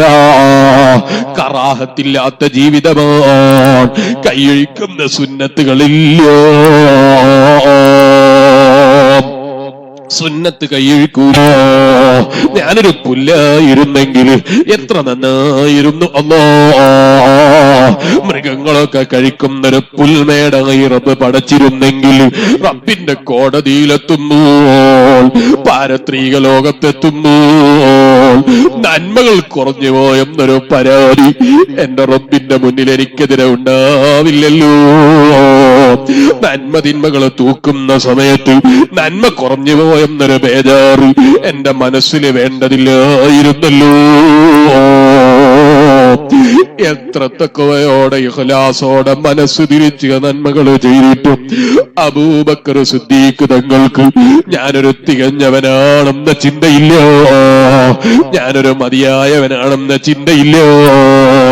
ഒരഞ്ചു നേരം പള്ളിയിൽ ജമാഅത്തിനെത്തിയപ്പോ ഞാൻ എന്റെ ജീവിതത്തിൽ കൃത്യമായി ജമാഅത്തിന് പങ്കെടുത്തില്ലേ, എനിക്കിനി എന്തുമാവാമെന്ന ചിന്തയല്ലേ. ഒരു 2 സ്വലാത്ത് ചൊല്ലിയപ്പോൾ ഞാനൊരു 2 സ്വലാത്തിന്റെ മജ്‌ലിസിൽ പങ്കെടുത്തു എന്ന അഹങ്കാരമല്ലേ എന്റെ ജീവിതത്തിൽ അമല് കുറഞ്ഞുപോയി എന്ന ചിന്തയില്ല. എന്റെ ജീവിതത്തിൽ ഞാൻ അമലുകൾ സമ്പാദിച്ചത് കുറഞ്ഞുപോയി എന്ന ആലോചനയില്ല, മതിയെന്ന തോന്നല് വന്നിട്ടില്ല. ജീവിതത്തിൽ എത്ര അമലുകൾ ജീവിതത്തിൽ ചെയ്തു, സദഖ ചെയ്തു ഒരു ഹസറും ഹബീബായ അഷ്റഫുൽ ഖൽഖ് മുഹമ്മദുർ റസൂലുള്ളാഹി സല്ലല്ലാഹു അലൈഹി വസല്ലം തങ്ങളുടെ സദസ്സിലേക്ക് പോകാൻ പറ്റാത്ത വിധത്തിൽ ബഹുമാനപ്പെട്ട സയ്യിദുനാ അബൂബക്കർ സിദ്ദീഖ് റളിയല്ലാഹു അൻഹുവിനെ മാന്യമായി നബി സല്ലല്ലാഹു അലൈഹി വസല്ലം തങ്ങളുടെ മുന്നിൽ പോകുമ്പോൾ ധരിക്കാൻ പറ്റുന്ന വസ്ത്രം പോലും ഇല്ലാത്ത നിലയ്ക്ക് പാവങ്ങൾക്ക് സദഖ ചെയ്തു സയ്യിദുനാ അബൂബക്കർ സിദ്ദീഖ് റളിയല്ലാഹു അൻഹു ദിവസങ്ങളോളം ഹബീബായ നബി തങ്ങളെ കണ്ടില്ല, ഹബീബായ നബി തങ്ങളെ സദസ്സിലില്ല. കാരണം സദഖ ചെയ്തിട്ട് ധരിക്കാനുള്ള വസ്ത്രമില്ലാതെ പോയി. നമ്മളോ ഒരു 10,000 ഉറുപ്പിക നമ്മൾ കൊടുക്കുന്നുണ്ടെങ്കിൽ 4 ആള് അറിയാതെ കൊടുക്കാൻ നമുക്ക് സാധിക്കൂല. ഒറ്റക്കൊരാള് പിരിവിന് വന്നാ നമ്മൾ കൊടുക്കൂല. കാരണം ഇയാള് മാത്രല്ലേ അറിയുള്ളൂ എന്നുള്ള ചിന്തയാണ്. ഒരു 10 ആള് വീട്ടിൽ പിരിവിന് വന്നാലോ ഇവരെല്ലാരോടും പറയുമല്ലോ എന്നുള്ള ചിന്തയാണ്. ഓ മുഅ്മിനായ മനുഷ്യ, ചെയ്യുന്നത് റബ്ബിന് വേണ്ടി ചെയ്യൂ. സയ്യിദുനാ അബൂബക്കർ സിദ്ദീഖ് റളിയല്ലാഹു അൻഹു രാത്രിയിൽ അതേ ഭരണമേറ്റെടുത്ത സമയം, അതേ അബൂബക്കർ സിദ്ദീഖ് റളിയല്ലാഹു അൻഹു ഭരണമേറ്റെടുത്ത ദിവസം തന്നെ പുലർച്ചക്ക് പോയി രോഗിയായി കിടക്കുന്ന ഉമ്മക്ക് സ്വാന്തനമേകാൻ സ്വാന്തന പ്രവർത്തനം നടത്തുന്നു സയ്യിദുനാ അബൂബക്കർ സിദ്ദീഖ് റളിയല്ലാഹു അൻഹു. അബൂബക്കർ സിദ്ദീഖ് റളിയല്ലാഹു അൻഹു ഭരണമേറ്റെടുത്തിട്ട് ആദ്യത്തെ ദിവസം ചെയ്യുന്ന പണിയാണ്. അന്ന് ചെന്നപ്പോ ഈ പ്രായം ചെന്ന് ബുദ്ധിമുട്ട് അനുഭവിക്കുന്ന ഉമ്മ പറയാണ്, എനിക്കാരുമില്ലല്ലോ, ഞാൻ ഇന്നലെ രാത്രി നിങ്ങൾക്ക് ഭരണം കിട്ടുന്നു എന്ന് പറഞ്ഞപ്പോ മനസ്സ് വേദനിച്ചു പോയി. എന്നെ ഇനി സഹായിക്കാൻ ആരുണ്ടാകുമല്ലോ, നിങ്ങൾ എന്നെ കൈയൊഴിക്കുമെന്ന ചിന്തയായിരുന്നു. അബൂബക്കർ സിദ്ദീഖ് റളിയല്ലാഹു അൻഹു ഭരണമേറ്റെടുത്തിട്ടും പാവങ്ങൾക്ക് ഖിദ്മത്ത് ചെയ്യുന്നതിനൊരു ഒരു വേദന തോന്നിയില്ല. ഞാനൊരു ഭരണാധികാരിയല്ലേ, ഞാനതൊന്നും ചെയ്യേണ്ടതില്ലെന്ന ചിന്തയില്ല. നമ്മളെ SIS-ന്റെ സാന്ത്വന പ്രവർത്തനം നടത്തുമ്പോ ഒരു ഓഫീസിന്റെ വാടക മാസത്തിൽ നമ്മൾ കൊടുത്തിരുന്നു, അല്ലെങ്കിൽ അവിടെ ഒരു വീൽ ചെയർ വാങ്ങിച്ചു കൊടുത്തിരുന്നു, അവിടെ ഒരു വെള്ളത്തിന്റെ കിടക്ക വാങ്ങിച്ചു കൊടുത്തിരുന്നു, അങ്ങനെ ഏതെങ്കിലും ഒരു സൽക്കർമ്മം ചെയ്തിരുന്നു. നല്ലത്, അല്ലാഹു നമ്മളെ പ്രവർത്തനങ്ങളൊക്കെ കബൂലാക്കട്ടെ. അത് ചെയ്തപ്പോഴേക്ക് ഞാൻ തികഞ്ഞു എന്ന ചിന്തയാണ്, ഞാൻ വേണ്ടതുപോലെ പാവങ്ങളെ സഹായിച്ചു എന്ന ചിന്തയാണ്, വേണ്ടതുപോലെ സദഖ ചെയ്തു എന്ന ചിന്തയാണ്. സയ്യിദുനാ അമീറുൽ മുഅ്മിനീൻ ഉമർ ഇബ്നുൽ ഖത്താബ് റളിയല്ലാഹു അൻഹു അസറിന്റെ ഒരു ജമാഅത്ത് നഷ്ടപ്പെട്ടു പോയതിന്റെ പേരിൽ തോട്ടം മുഴുവനും സദഖ ചെയ്തു പോയി. ഓ മുഅ്മിനായ മനുഷ്യ, രാത്രിയിൽ ഉറക്കമില്ല, പാവങ്ങൾക്ക് സേവനം തന്നെ, പാവങ്ങൾക്ക് ഖിദ്മത്ത് തന്നെ. ആ ഉമർ ഇബ്നുൽ ഖത്താബ് റളിയല്ലാഹു അൻഹുവിന്റെ മനസ്സിൽ അഹങ്കാരമില്ല. ആ ഉമർ ഇബ്നുൽ ഖത്താബ് തങ്ങളുടെ മനസ്സിൽ കിബറില്ല. ആ ഉമർ ഇബ്നുൽ ഖത്താബ് റളിയല്ലാഹു അൻഹുവിന്റെ മനസ്സിൽ അഹംഭാവമില്ല. ഉമർ ഇബ്നുൽ ഖത്താബ് റളിയല്ലാഹു അൻഹു ചിന്തിക്കുന്നത്, അതേ ഞാൻ ചെയ്തതൊന്നും മതിയായില്ലല്ലോ, എന്റെ ആഖിറത്തിലേക്ക് പോകുമ്പോൾ കൊണ്ടുപോകാനുള്ള അമലുകൾ ഞാൻ വേണ്ടതുപോലെ സമ്പാദിച്ചില്ലല്ലോ അല്ലാഹ്, എനിക്ക് മതിയാകുന്നതൊന്നും ഞാൻ ഉണ്ടാക്കിയില്ലല്ലോ അല്ലാഹ്. ഇത് ചിന്തിച്ച് രാത്രിയിൽ കണ്ണുനീരൊഴുക്കുകയല്ലേ സയ്യിദുനാ അമീറുൽ മുഅ്മിനീൻ ഉമർ ഇബ്നുൽ ഖത്താബ്. ഓ എന്റെ ഈമാനുള്ള മുഅ്മിനീങ്ങളെ, 3 നിറമുള്ള കൈ കൊടികയിൽ കിട്ടിയപ്പോ ഞാൻ പൂർണ്ണമായി തികഞ്ഞു എന്ന ചിന്തയല്ലേ? ഓ എന്റെ SSFന്റെ പ്രവർത്തകന്മാരായ കൂട്ടുകാരെ, സ്വബഹിക്ക് പള്ളിയിലെ ജമാഅത്തിനെത്തിക്കൂ. മറ്റുള്ള യുവാക്കളായ മറ്റു സംഘടനയിൽ പ്രവർത്തിക്കുന്നവർക്ക് നമ്മൾ മാതൃകയാവട്ടെ. تعاونوا على البر والتقوى ولا تعاونوا على الإثم والعدوان. നന്മക്ക് പരസ്പരം സഹകരിച്ചോ, നന്മക്ക് പരസ്പരം സഹായിച്ചോ. സ്വബഹിന്റെ ജമാഅത്തിന് കൂട്ടുകാരനായ SSFന്റെ പ്രവർത്തകനെ വിളിച്ചുണർത്തിക്കൂ. ഒന്നിച്ച് പള്ളിയിൽ പോയിരുന്നു, സ്വബഹിന്റെ ജമാഅത്തിന് പങ്കെടുത്തു, നിസ്കരിച്ചിരുന്നിട്ടൊരു ചെറിയ ക്ലാസും നടത്തിക്കൂ, ഒരല്പം ഖുർആൻ ഓതിയിട്ട് പിരിഞ്ഞു. എന്തൊരു നല്ല ആശയമാണ്. കമ്മിറ്റിയിലെ ചർച്ച ചെയ്യാൻ നമുക്ക് നേരം കിട്ടാറുണ്ടോ? ഇത്തരം ചർച്ചകൾ നമുക്ക് നടക്കാറുണ്ടോ? ഒന്ന് സ്വന്തം നെഞ്ചത്ത് കയ്യിൽ വെച്ച് ചിന്തിക്കൂ പ്രവർത്തകരെ, ഒന്ന് നെഞ്ചത്ത് കൈവച്ച് ചിന്തിക്കൂ കൂട്ടുകാരോ. നന്മക്ക് വേണ്ടി നമ്മൾ ഒന്നിക്കുക, തിന്മകളിൽ നിന്ന് അകന്നു നിൽക്കുക. മഹാന്മാരായ പണ്ഡിതന്മാര് നമ്മളെ 7ാമതായി പഠിപ്പിക്കുന്നു, യാ അയ്യുഹല്ലദീന ആമനൂ ഉദ്കുറൂ, നിങ്ങൾ ദിക്ർ ചൊല്ലണേ. അത് യാ അയ്യുഹല്ലദീന ആമനൂ ഉദ്കുറുല്ലാഹ ദിക്റൻ കസീറാ, ധാരാളം ദിക്റിനെ അധികരിപ്പിച്ചു. ജീവിതത്തിലെ ദിക്റുകൾ അധികരിപ്പിക്കണം. നാവ് ദിക്റിനെ അല്ലാഹുവിനെ സ്മരിക്കുന്ന നാവാകണം, കണ്ണ് അല്ലാഹുവിനെ സ്മരിക്കുന്നതാകണം, കാതുകൾ അല്ലാഹുവിനെ സ്മരിക്കുന്നതാകണം. അതെങ്ങനെയാണ് മുസ്ലിയാരെ നാവ് അല്ലാഹുവിനെ സ്മരിക്കുന്നതാകല്? നാവ് കൊണ്ട് റബ്ബിനെ ദിക്ർ ചൊല്ലലാണ്. ഹബീബായ നബി മുഹമ്മദുർ റസൂലുള്ളാഹി സ്വല്ലല്ലാഹു അലൈഹി വസല്ലം തങ്ങൾ പറഞ്ഞില്ലേ, കലിമത്താനി ഖഫീഫത്താനി അലൽ ലിസാൻ വസഖീലത്താനി ഫിൽ മീസാൻ വഹബീബത്താനി ഇലർ റഹ്മാൻ സുബ്ഹാനല്ലാഹി വബിഹംദിഹി സുബ്ഹാനല്ലാഹിൽ അലീം. 2 കലിമത്തുകൾ ഞാൻ പഠിപ്പിച്ചു തരാം. ഹബീബായ നബി തങ്ങൾ പറയാണ്, കലിമത്താനി ഖഫീഫത്താൻ, ചൊല്ലാൻ വലിയ പ്രയാസമില്ല കേട്ടോ, ചൊല്ലാൻ വലിയ ബുദ്ധിമുട്ടില്ല കേട്ടോ, ചൊല്ലാൻ വലിയ സമയം വേണ്ട കേട്ടോ. കലിമത്താനി ഖഫീഫത്താൻ, വളരെ ചെറിയ ഒരു വാക്ക് ഞാൻ പഠിപ്പിച്ചു തരാം. 2 കലിമത്തുകൾ ഞാൻ പഠിപ്പിച്ചു തരാം. അതിന്റെ പ്രത്യേകത എന്താണെന്നല്ലേ? അതേ സംഭവം ചെറുതാണെങ്കിലും വസഖീലത്താനി ഫിൽ മീസാൻ, നിന്റെ നന്മതിന്മകൾ അളക്കുമ്പോൾ നിന്റെ നന്മകൾ കൂടുതൽ എടുത്തു കാണിക്കാൻ അത് നല്ലതാണ് മനുഷ്യ. വഹബീബത്താനി ഇലർ റഹ്മാൻ, എല്ലാം കൊണ്ടും നീ സ്നേഹിക്കേണ്ട, എല്ലാം കൊണ്ടും നീ വഴിപ്പെടേണ്ട, എല്ലാം കൊണ്ടും നീ ആദരിക്കേണ്ട, എല്ലാം കൊണ്ടും കിട്ടേണ്ട തൃപ്തി റബ്ബിൻ്റെതല്ലേ. ആ രാജാവായ റബ്ബിന് വലിയ ഇഷ്ടമുള്ള വാക്കാണ്. ആ രാജാവായ റബ്ബിന് വലിയ ഇഷ്ടമുള്ള വാക്കാണ് ഹബീബത്താനി ഇലർ റഹ്മാൻ സുബ്ഹാനല്ലാഹി വബിഹംദിഹി സുബ്ഹാനല്ലാഹിൽ അലീം. ജീവിതത്തിൽ പതിവാക്കിക്കോ മുസ്ലിമേ. സമയമില്ലെന്ന് പറയണ്ട, വെറുതെ ഇരിക്കുന്ന സമയത്ത് ചൊല്ലിക്കോ, ഡ്രൈവ് ചെയ്യുന്ന സമയത്ത് ചൊല്ലിക്കോ, കാറിലിരിക്കുന്ന സമയത്ത് ചൊല്ലിക്കോ, ജോലിക്കിടയിൽ കസ്റ്റമേഴ്സ് ഇല്ലാത്ത സമയത്ത് ചൊല്ലിക്കോ, വെറുതെ ഇരിക്കുന്ന സമയത്ത് ചൊല്ലിക്കോ. ഉമ്മമാരെ ഭക്ഷണം പാകം ചെയ്യുമ്പോ ചൊല്ലിക്കോ. ഭക്ഷണത്തിലെ ബറക്കത്ത് കിട്ടാൻ നല്ലതാ, ജീവിതത്തിലെ ബറക്കത്ത് കിട്ടാൻ നല്ലതാ. റബ്ബിന് തൃപ്തിയുള്ള വാക്ക് ചൊല്ലിയിട്ട് റബ്ബിന്റെ തൃപ്തി വാങ്ങിക്കോ. മുതലാളിയുടെ മുന്നിൽ മുതലാളിക്ക് ഇഷ്ടമുള്ള വാക്ക് പറയാൻ നമ്മൾ ശ്രദ്ധിക്കുന്നില്ലേ?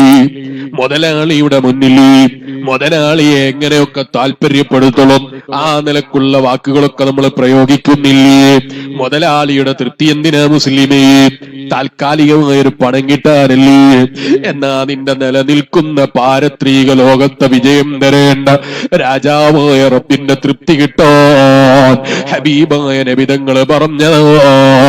ഹബീബത്ത് അനീലർ റഹ്മാൻ, റബ്ബിന് വലിയ ഇഷ്ടമുള്ള വാക്കാൻ, വലിയ സ്നേഹമുള്ള വാക്കാൻ, വലിയ ബഹുമാനമുള്ള വാക്കാൻ.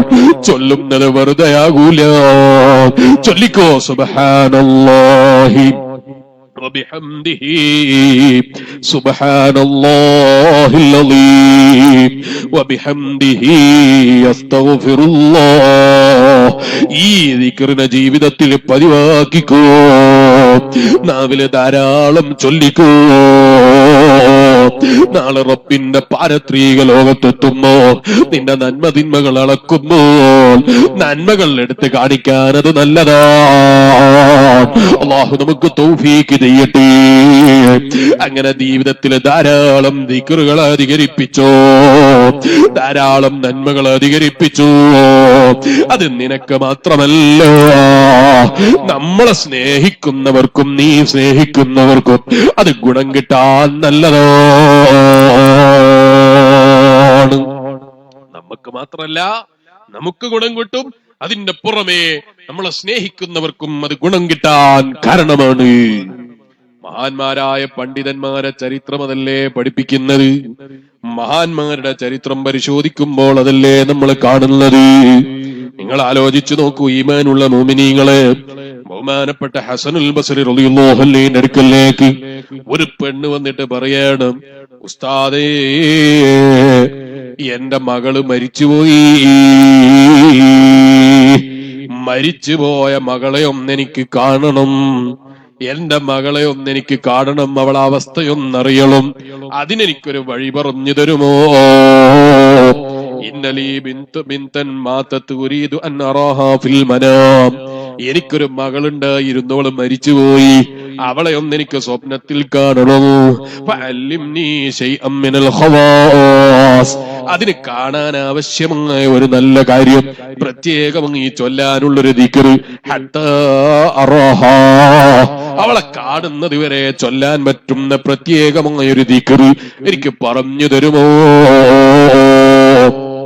ഹസനുൽ ബസ്രി റളിയല്ലാഹു അൻഹു പറഞ്ഞു, മോളെ നീ ചൊല്ലിക്കോ, ഹബീബായ നബി മുഹമ്മദുർ റസൂലുള്ളാഹി സ്വല്ലല്ലാഹു അലൈഹി വസല്ലം തങ്ങളെ പേരിൽ ധാരാളം സ്വലാത്തിനെ അധികരിപ്പിച്ചോ. ഈ പെണ്ണ് ജീവിതത്തിൽ ധാരാളം സ്വലാത്ത് അധികരിപ്പിച്ചു. അങ്ങനെ അതാ രാത്രിയിൽ ഒരു ദിവസം സ്വപ്നം കാണുകയാണ്. സ്വന്തം മകളെ സ്വപ്നം കാണുന്നത് എങ്ങനെയാണ്? നരകത്തിന്റെ ഒരു കുണ്ടിലാണ്. കാലിൽ പ്രത്യേകമായ ചങ്ങലയുണ്ട്, കയ്യില് പ്രത്യേകമായ ചങ്ങലയുണ്ട്, കഴുത്തില് പ്രത്യേകമായ തീയിന്റെ മാലയുണ്ട്. റബ്ബേ, നീ ഞങ്ങളെ കാക്കണം റഹ്മാനേ. ഞങ്ങളെയോ, ഞങ്ങളെ സ്നേഹിക്കുന്നവരെയോ, ഞങ്ങളെ ഉമ്മ ബാപ്പമാരെയോ, ഭാര്യമാരെയോ, മക്കളെയോ സ്നേഹിക്കുന്നവരെയോ, വയലിന്റെ സദസ്സിൽ പങ്കെടുക്കുന്ന മോമിനീകളോ നീ കബറിലെ നരകം തന്ന് ശിക്ഷിക്കരുതേ അല്ലാഹ്. മകളെ ശരീരം മുഴുവനും ചങ്ങലകൾ കൊള്ളും, അതുപോലെ പല വസ്തുക്കൾ കൊള്ളും, നരകത്തിന്റെ തീരാൽ ചുറ്റപ്പെട്ടിരിക്കുന്നു. ഉറക്കിൽ നിന്നും എഴുന്നേറ്റ് ഹസനുൽ ബസരി റളിയല്ലാഹു അൻഹുവിന്റെ അടുക്കലേക്ക് കരഞ്ഞുകൊണ്ട് കയറി വരുന്നു. സ്വപ്നം കണ്ട വിവരമറിയിക്കുന്നു. ഞാനെന്ത് ചെയ്യണമെന്ന് എനിക്കറിയൂല, എന്റെ വിഷമം എനിക്കാരോട് പറയണമെന്ന് എനിക്കറിയൂല. കണ്ടപ്പോഴല്ലേ എന്റെ മകളുടെ ഒരു ഗതികേടറിഞ്ഞത്. കേട്ടപ്പോ ബഹുമാനപ്പെട്ട ഹസനുൽ ബസരി റളിയല്ലാഹു അൻഹു നല്ല ഈമാനുള്ള നേതാവല്ലേ, അവര് ഖബറിലെ ശിക്ഷയെ കുറിച്ച് പറയുന്നത് കേട്ടപ്പോ ഹസനുൽ ബസരി റളിയല്ലാഹു അൻഹു കരഞ്ഞുപോയി. കരയുന്നത് കണ്ടപ്പോ ശിഷ്യന്മാരും കരയുകയാണ്, ഉസ്താദ് കരയുകയാണ്. ഖബറിൽ കിടക്കുന്ന രംഗത്തെ കുറിച്ച് ആലോചിച്ച് കരയുകയാണ്. എപ്പോഴാണ് പോകേണ്ടതെന്നറിയില്ല, ഏത് സമയത്തും പോകേണ്ട വീടല്ലേ. എത്ര വലിയ AC-യിൽ ജീവിച്ചവനും, എത്ര വലിയ എയർ കണ്ടീഷനിൽ ജീവിച്ചവനും, എത്ര വലിയ തണുപ്പുള്ള നാട്ടിൽ ജീവിച്ചവനും എത്തേണ്ടത് മണ്ണിലല്ലേ. ഇത് ചിന്തിച്ച് ഹസനുൽ ബസരി തങ്ങൾ കരഞ്ഞുപോയി. ഹസനുൽ ബസരി തങ്ങളെ കുറിച്ചറിയില്ലേ, ഒരു ഗ്ലാസ് തണുത്ത വെള്ളം കയ്യിൽ കിട്ടിയപ്പോ കരഞ്ഞ് ബോധം നഷ്ടപ്പെട്ട് വീണുപോയ മഹാനാണ്. ബോധം തെളിഞ്ഞപ്പോ ഹസനുൽ ബസരി തങ്ങളോട് ചോദിക്കുന്നു, മാലക്കയാ അബൽ ഹസൻ, എന്ത് പറ്റിപ്പോയി? ഹസനുൽ ബസരി തങ്ങളെ മറുപടിയാണ്, തണുത്ത വെള്ളം കയ്യിൽ കിട്ടിയപ്പോഴല്ലേ ചൂടുള്ള നരകത്തെ കുറിച്ച് ഓർമ്മ വന്നത്. ആ നരകം ഒരു സെക്കൻഡ് താങ്ങാൻ എനിക്ക് കഴിയില്ലല്ലോ. ആ നരകം ഒരു മൈക്രോ സെക്കൻഡ് പോലും താങ്ങാനുള്ള ശക്തി എനിക്കില്ലല്ലോ. തണുത്ത വെള്ളം കയ്യിൽ കിട്ടിയപ്പോഴും ഓർക്കുന്നത് നരകത്തെ കുറിച്ചാണ്, നരകത്തിലെ ശിക്ഷയെ കുറിച്ചാണ്. ആ ഹസനുൽ ബസരി തങ്ങളെ മുന്നിലല്ലേ മകൾക്ക് ഖബറിൽ കൊടുത്തിരിക്കുന്ന സ്വപ്നം കണ്ട കഥയെ കുറിച്ച് പറയുന്നത്. ഹസനുൽ ബസരി തങ്ങൾ കരയുകയാണ്. മറുപടി പറയാൻ കഴിയാതെ കരയുന്നത് കണ്ടപ്പോ ആ ഉമ്മ തിരിച്ചുപോയി. 2 ദിവസം കഴിഞ്ഞപ്പോൾ ഹസനുൽ ബസരി റളിയല്ലാഹു അൻഹു ഒരു സ്വപ്നം കാണുന്നു. സ്വപ്നത്തിലൊരു പെണ്ണതാ വലിയ കിരീടം ധരിച്ചതായി കാണുന്നു. ചോദിക്കുന്നു, നീ ഏതാണ്? നിങ്ങളടുക്കൽ ഖബറിലെ വേദന പറഞ്ഞ് കരയാൻ വന്നൊരു ഉമ്മയില്ലേ, ആ ഉമ്മയുടെ മകളാണ്. നിങ്ങൾക്കല്ലേ ഖബറിൽ വലിയ പ്രയാസം പറഞ്ഞത്, നിങ്ങൾക്കല്ലേ ഖബറിൽ വലിയ ബുദ്ധിമുട്ട് പറഞ്ഞത്. വളരെ ശരിയാ, എന്റെ ഉമ്മ സ്വലാത്ത് ചൊല്ലിയിട്ട് എന്നെ സ്വർഗത്തിലെത്തിച്ചു. പോരാ, എന്റെ ഖബറിന്റെ പുറത്തൊരാള് വന്ന് സ്വലാത്ത് ചൊല്ലി ധാരാളം സ്വലാത്തിനെ അധികരിപ്പിച്ചു. ഇവിടെ കിടക്കുന്ന സർവ്വ ഖബറാളികൾക്കും അങ്ങ് ഹദിയ ചെയ്തു. ഹദിയ ചെയ്തപ്പോൾ 550ഓളം ഖബറിൽ ശിക്ഷിക്കപ്പെടുന്ന ആളുകൾ എന്റെ ഖബറിന്റെ പരിസരത്തുണ്ടായിരുന്നു. അൽഹംദുലില്ലാഹ്, റഹ്മത്തുൽ ലിൽ ആലമീനായ നബി മുഹമ്മദുർ റസൂലുള്ളാഹി സല്ലല്ലാഹു അലൈഹി വസല്ലമ തങ്ങളെ മദ്ഹ് ചെയ്തപ്പോ അല്ലാഹ് ഖബറിൽ വിശാലത ചെയ്തുപോയി. എല്ലാവരും അദാബും ഉയർത്തിപ്പോയി. ഇഷ്ടപ്പെടുന്ന നേതാവിന്റെ മദ്ഹ് പറയുമ്പോൾ, ഹബീബിന്റെ മദ്ഹ് പറയുമ്പോ റബ്ബ് വിട്ടുവീഴ്ച ചെയ്തു പോയി. ഈമാനുള്ള മുഅ്മിനേ, ഈമാനുള്ള ഉമ്മമാരെ, അയൽപ്പക്കത്തുള്ള നിന്റെ അയൽവാസിയായ പെണ്ണിന്റെ ഗീബത്ത് പറഞ്ഞ് സമയം കളയുന്നതിന് പകരം, അല്ലെങ്കിൽ അയൽവാസിയായ പെണ്ണിനെയും കൂട്ടിയിരുന്ന് പത്രത്തിൽ കണ്ട വാർത്തകൾ വായിച്ച് വിലയിരുത്തി കാണുന്നവരൊക്കെ ഗീബത്ത് പറയുന്നതിന് പകരം, മുസ്ലിമേ സാരിഉ ഇലാ മഗ്ഫിറത്തിൻ മിർ റബ്ബിക്കും വജന്നത്തിൻ അർളുഹാ അസ്സമാവാതു വൽ അർള് ഉഇദ്ദത്തുൽ ലിൽ മുത്തഖീൻ. മുത്തഖീങ്ങൾക്ക് തയ്യാർ ചെയ്ത സ്വർഗത്തിന് വേണ്ടി, മുത്തഖീങ്ങൾക്ക് ഒരുക്കി വെച്ചിരിക്കുന്ന സ്വർഗ ജീവിതത്തിന് വേണ്ടി നന്മകൾ കൊയ്തെടുക്കുക. ധാരാളം സ്വലാത്തിനെ അധികരിപ്പിക്കുക. ചരിത്രങ്ങൾ എത്ര പറയാനുണ്ട്. സ്വലാത്ത് ചൊല്ലിയിട്ട് മദാമതിയെ ഖബറിൽ രക്ഷ കിട്ടിയത്, സ്വലാത്ത് ചൊല്ലിയിട്ട് ഖബറിൽ വിശാലത കിട്ടിയത്, ദിക്റുകൾ പതിവാക്കിയിട്ട് കിട്ടിയത് എത്രയാണ് പറയാനുള്ളത്.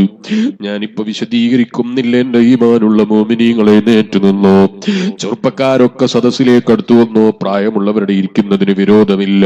എല്ലാ മോമിനീങ്ങളും ഒന്ന് മജ്ലിസിലേക്ക് അടുത്തു വരണം. നമുക്കൊന്ന് റബ്ബിനോട് ദുആ ചെയ്ത് പിരിയണം. റബ്ബേ, ഞങ്ങളെ മജ്ലിസ് ദുആക്ക് ഇജാബത്തുള്ള മജ്ലിസായി നീ ഞങ്ങളിൽ നിന്ന് കബൂലാക്കണേ അല്ലാഹ്. എന്റെ ഈമാനുള്ള മോമിനീങ്ങളെ, ഏത് മനുഷ്യനും ഏത് സമയത്ത് റബ്ബ് വിളിച്ചാലും പോകേണ്ടവരാണ്. ഏത് സമയത്തും ഏത് അവസരത്തിലും വിളിച്ചാൽ പോകേണ്ടവരാണ്.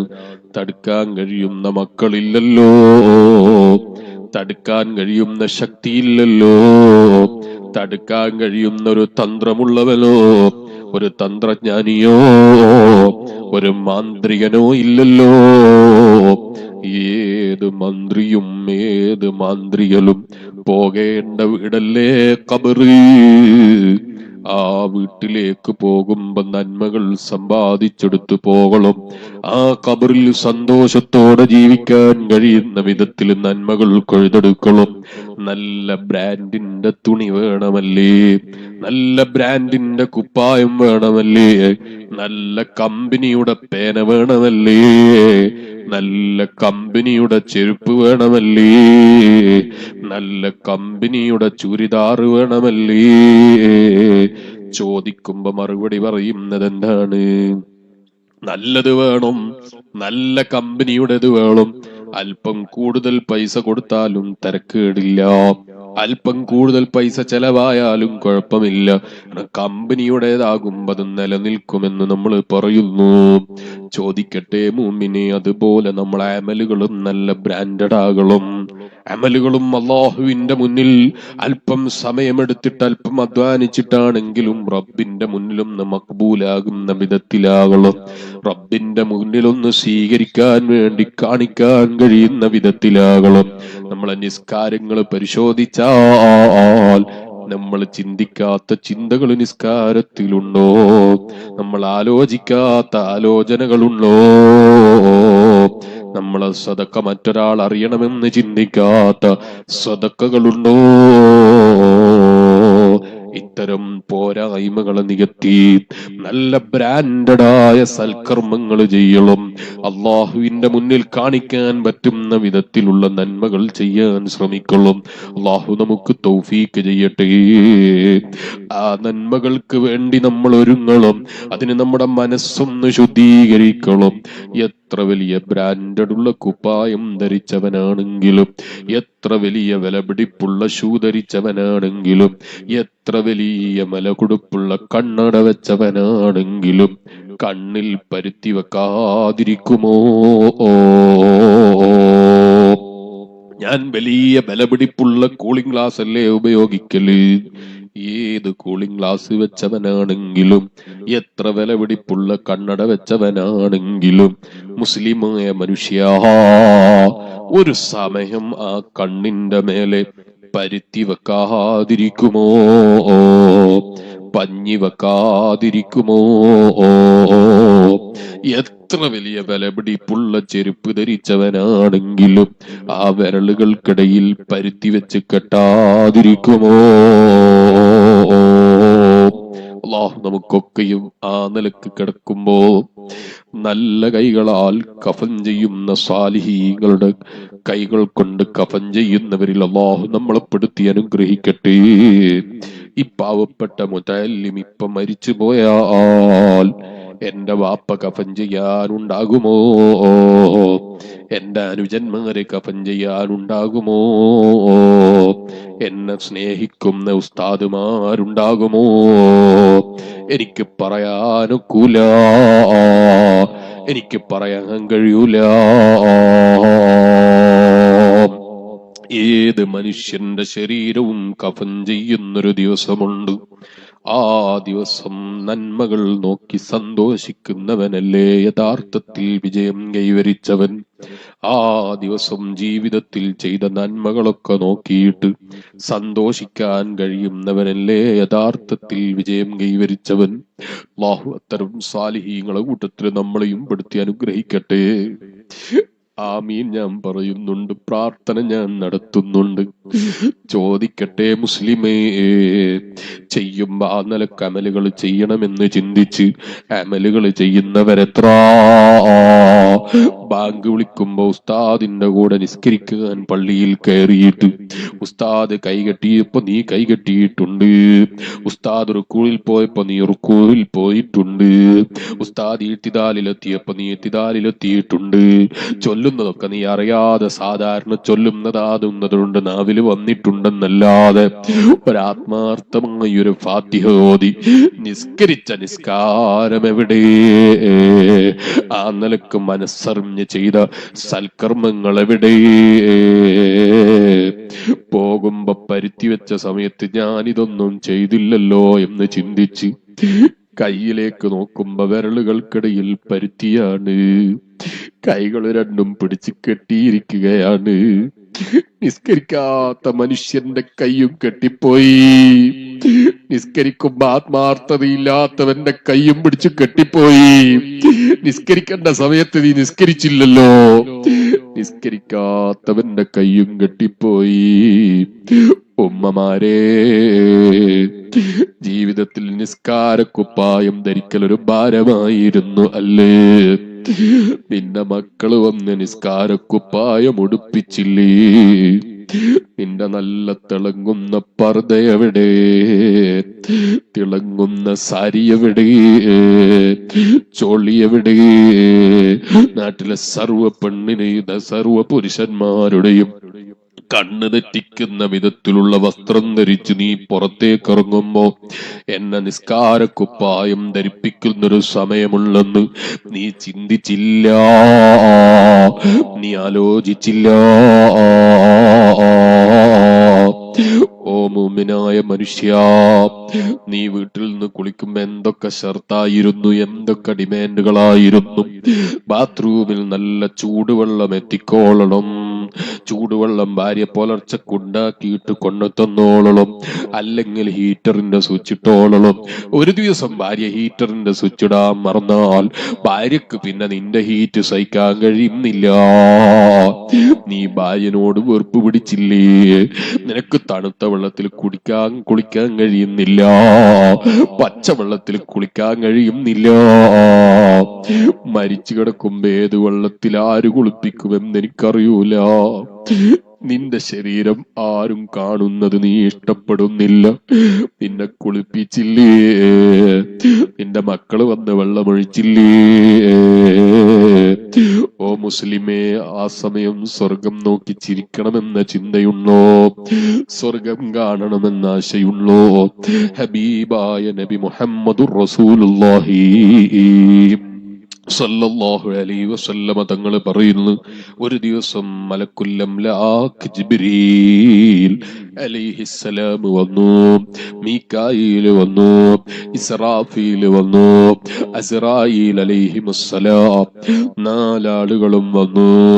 ജിബ്രീൽ അലൈഹിസ്സലാം പറയാണ്, ഓ നബിയേ, നിങ്ങളെ പേരിൽ എത്ര തിരക്കുണ്ടെങ്കിലും ദിവസവും 10 സ്വലാത്ത് ചൊല്ലുന്ന മോമിനില്ലേ, 10 സ്വലാത്ത് പതിവാക്കുന്ന മോമിനീങ്ങളില്ലേ, ആ മോമിനീങ്ങളെ ഞാൻ റബ്ബിന്റെ കോടതിയിലേക്ക് വരുമ്പോൾ നല്ല മിന്നൽ വേഗതയില് അവരെ സിറാത്ത് പാലം കടക്കാൻ ഞാൻ അവർക്ക് അവസരം കൊടുക്കും നബിയേ. വേണ്ടത് വെറും 10 സ്വലാത്താണ്. അതിന് 250 രൂപ നീ റീചാർജ് ചെയ്യേണ്ടതില്ല, നീ അത് തുറന്ന് നോക്കേണ്ടതില്ല, അതിന് നിനക്ക് മൊബൈൽ ഫോണിന്റെ ആവശ്യമില്ല. നീ നിസ്കരിച്ചിരിക്കുമ്പോ ഒരു 2 സ്വലാത്ത് പതിവാക്കിക്കോ. അങ്ങനെ 5 നേരം ഒരു 2 വീതം സ്വലാത്ത് നീ അങ്ങ് പതിവാക്കിയാൽ ദിവസം ഒരു 10 സ്വലാത്ത് നീ അറിയാതെ ചൊല്ലിപ്പോയി.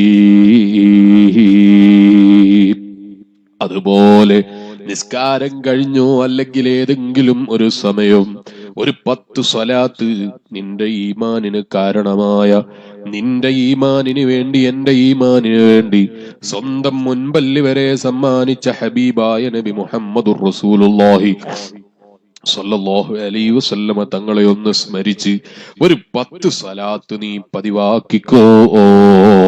ചുരുങ്ങിയത്, ഏറ്റവും ചുരുങ്ങിയതൊരു 10 സ്വലാത്തെങ്കിലും ജീവിതത്തിൽ നീ പതിവാക്കിക്കോ.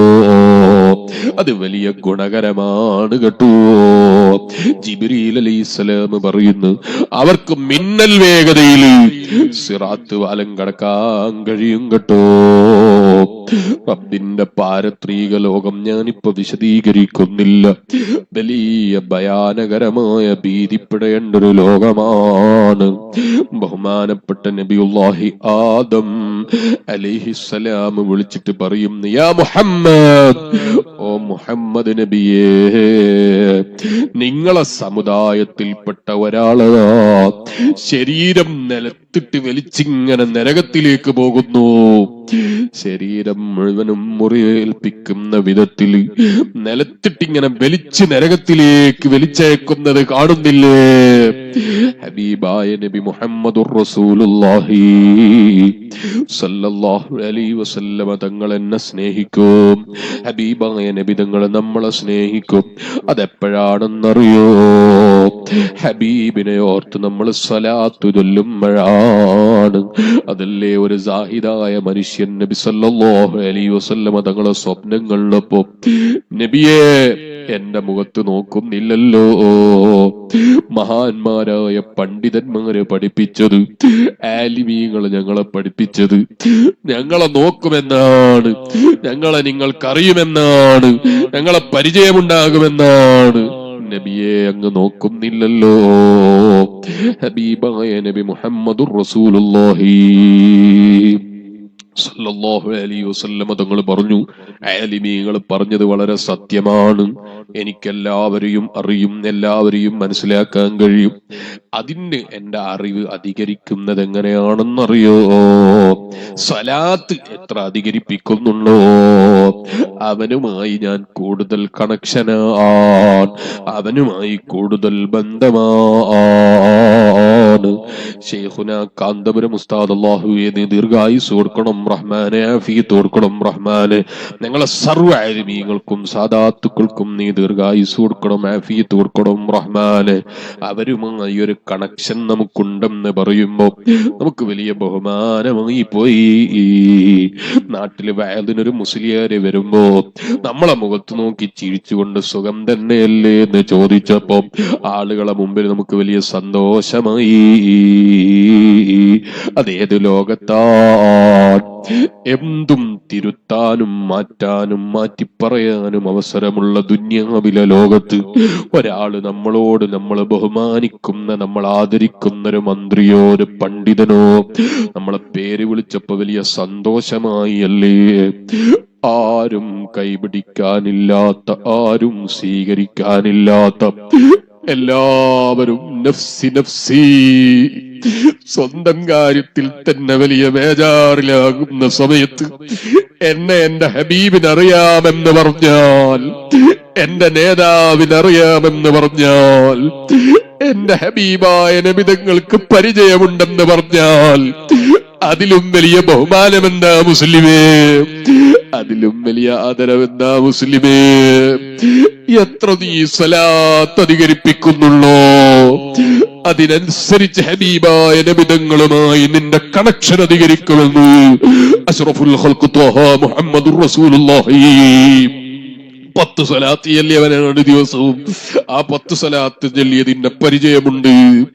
ഉമ്മമാരെ, നീ മക്കൾക്ക് കഞ്ഞി കാച്ചുമ്പോ, മക്കൾക്ക് ഭക്ഷണം ഉണ്ടാക്കുമ്പോ, അത്തരം ഏത് നന്മകൾ ചെയ്യുമ്പോഴും സ്വലാത്ത് ജീവിതത്തിൽ പതിവാക്കിയ ഉമ്മമാരില്ലേ?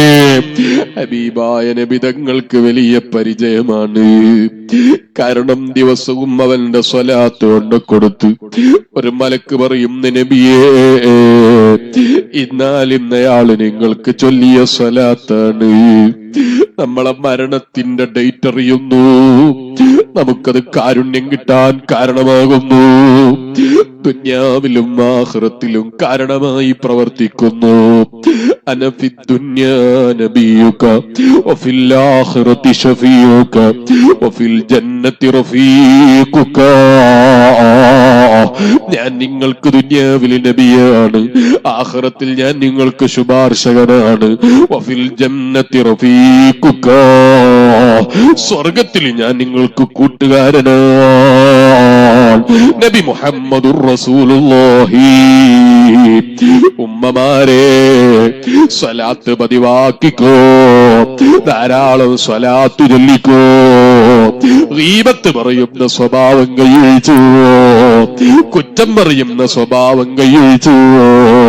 ചെറുപ്പക്കാരി, ഏതെങ്കിലും ബസ് സ്റ്റോപ്പിലിരുന്ന് കഥകൾ പറഞ്ഞ്, കഥകൾ പറയാനില്ലാതെ ബുദ്ധിമുട്ടിയിട്ട് ബസ് സ്റ്റോപ്പിലിരുന്ന് മുഖത്ത് നോക്കി അപ്പുറവും ഇപ്പുറവും നോക്കി സമയം കൊന്നുകളയുന്നതിന് പകരം എവിടെ ഇരിക്കുമ്പോഴും സ്വലാത്ത് ചൊല്ലിക്കോ, സ്വലാത്ത് പതിവാക്കിക്കോ. ബസ് സ്റ്റോപ്പിലിരിക്കുന്ന സ്വഭാവം നിർത്തിവെച്ച് ഒന്ന് പള്ളിയിൽ കയറിയിരുന്ന് ഇത്തികാഫിന്റെ നീയത്ത് വെച്ചോ, എന്നിട്ട് കൂടെ ഇരുന്നൊരു സ്വലാത്ത് ചൊല്ലിക്കോ. അങ്ങനെ ജീവിതത്തിൽ നന്മകൾ അധികരിപ്പിച്ചോ. ബഹുമാനപ്പെട്ട മലക്കുൽ അംലാഖ് ജിബ്രീൽ അലൈഹിസ്സലാം പറയുന്ന, നബിയേ, അങ്ങയുടെ മേലൊരു 10 സ്വലാത്ത് പതിവാക്കിയവന് സിറാത്ത് പാലം വലിയ എളുപ്പമാണ്. അവനിക്ക് വലിയ എളുപ്പം കൊടുത്തുപോയി. അപ്പോഴല്ലേ മീകായിൽ അലൈഹിസ്സലാം പറയുന്നു, ഓ നബിയേ, അന ഉസ്ഖി മിൻ ഹൗലിക. ദാഹിച്ച് വലഞ്ഞ് ബുദ്ധിമുട്ടുന്ന സമയം ഒരു ജാനമീത സൂര്യനുദിച്ച് എല്ലാവരും ദാഹിച്ച് വലഞ്ഞ് ആര് വെള്ളം തരുമെന്ന് പ്രതീക്ഷിച്ച് എവിടെന്ന് വെള്ളം കിട്ടുമെന്ന വേദനയിൽ അതേ ഒട്ടാകെ എല്ലാ സ്ഥലത്തും ഇങ്ങനെ നോക്കിക്കൊണ്ടിരിക്കുന്ന സമയം നിങ്ങളെ പേരിൽ സ്വലാത്ത് ചൊല്ലിയവരെ ഞങ്ങൾ മറക്കൂല നബിയേ. നിങ്ങളെ ഹൗദുൽ കൗസറിൽ നിന്ന് മീകായില് പറയുന്നു, ഞാൻ അവരെ കുടിപ്പിക്കും നബിയേ. ദാഹിച്ച് വലയുന്ന സമയത്ത് പച്ചവെള്ളം കിട്ടിയപ്പോ നമുക്ക് കിട്ടിയ ആശ്വാസം എത്രയാ മുസ്ലിമേ. നമുക്ക് ദാഹിച്ച് വലയും ഒരു ഗ്ലാസ് വെള്ളം കിട്ടിയപ്പോഴുള്ള സന്തോഷം എത്രയാ മുസ്ലിമേ. ഇതൊരു ദാഹമല്ല, ശരിയായ ദാഹം റബ്ബിന്റെ പാരത്രിക ലോകത്തുള്ള ദാഹമാണ്. ആ ദാഹം കിട്ടുന്ന സമയത്ത് നിങ്ങൾക്ക് വെള്ളം കിട്ടണോ, അതും ഏത് വെള്ളം? ഒരിക്കലും പിന്നെ ദാഹിക്കൂല, ഒരിക്കലും പിന്നെ വിശക്കൂല.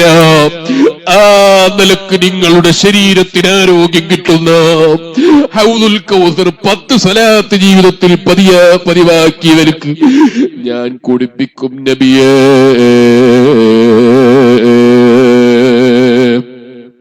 അപ്പോഴല്ലേ ബഹുമാന ബഹുമാനപ്പെട്ട മലക്ക് ഇസ്രാഫീൽ അലൈഹിസ്സലാം പറയുന്നു, അനാ അസ്ജുദു ലില്ലാഹി തആല, ഞാൻ റബ്ബിന് വേണ്ടി സുജൂദ് ചെയ്യും നബിയേ, ഞാൻ സുജൂദിലായി കിടക്കും നബിയേ, ഹത്താ യഗ്ഫിറല്ലാഹു തആല, അല്ലാഹ് അവന് പുറത്തു കൊടുത്തു എന്ന് പ്രഖ്യാപിക്കുന്നത് വരെ, അവന്റെ ദോഷങ്ങളൊക്കെ പുറത്തു എന്ന് പറയുന്നത് വരെ ഹബീബായ നബിയായ അങ്ങയ്ക്ക് സ്വലാത്ത് ചൊല്ലുന്നവർക്ക് വേണ്ടി ഞാൻ സുജൂദിൽ കിടക്കും നബിയേ. അപ്പോഴാണ് എല്ലാവരും പേടിക്കുന്ന, എല്ലാവരും എപ്പോഴും പേടിക്കേണ്ട, എല്ലാവരും ബേജാറാകുന്ന സമയം, അത് മനുഷ്യന്റെ മരണത്തിന്റെ സമയമാണ്. എല്ലാവരും ഒന്നടുത്തേക്കൊന്നു, ഞാൻ എന്റെ പ്രസംഗം നിർത്തുന്നു.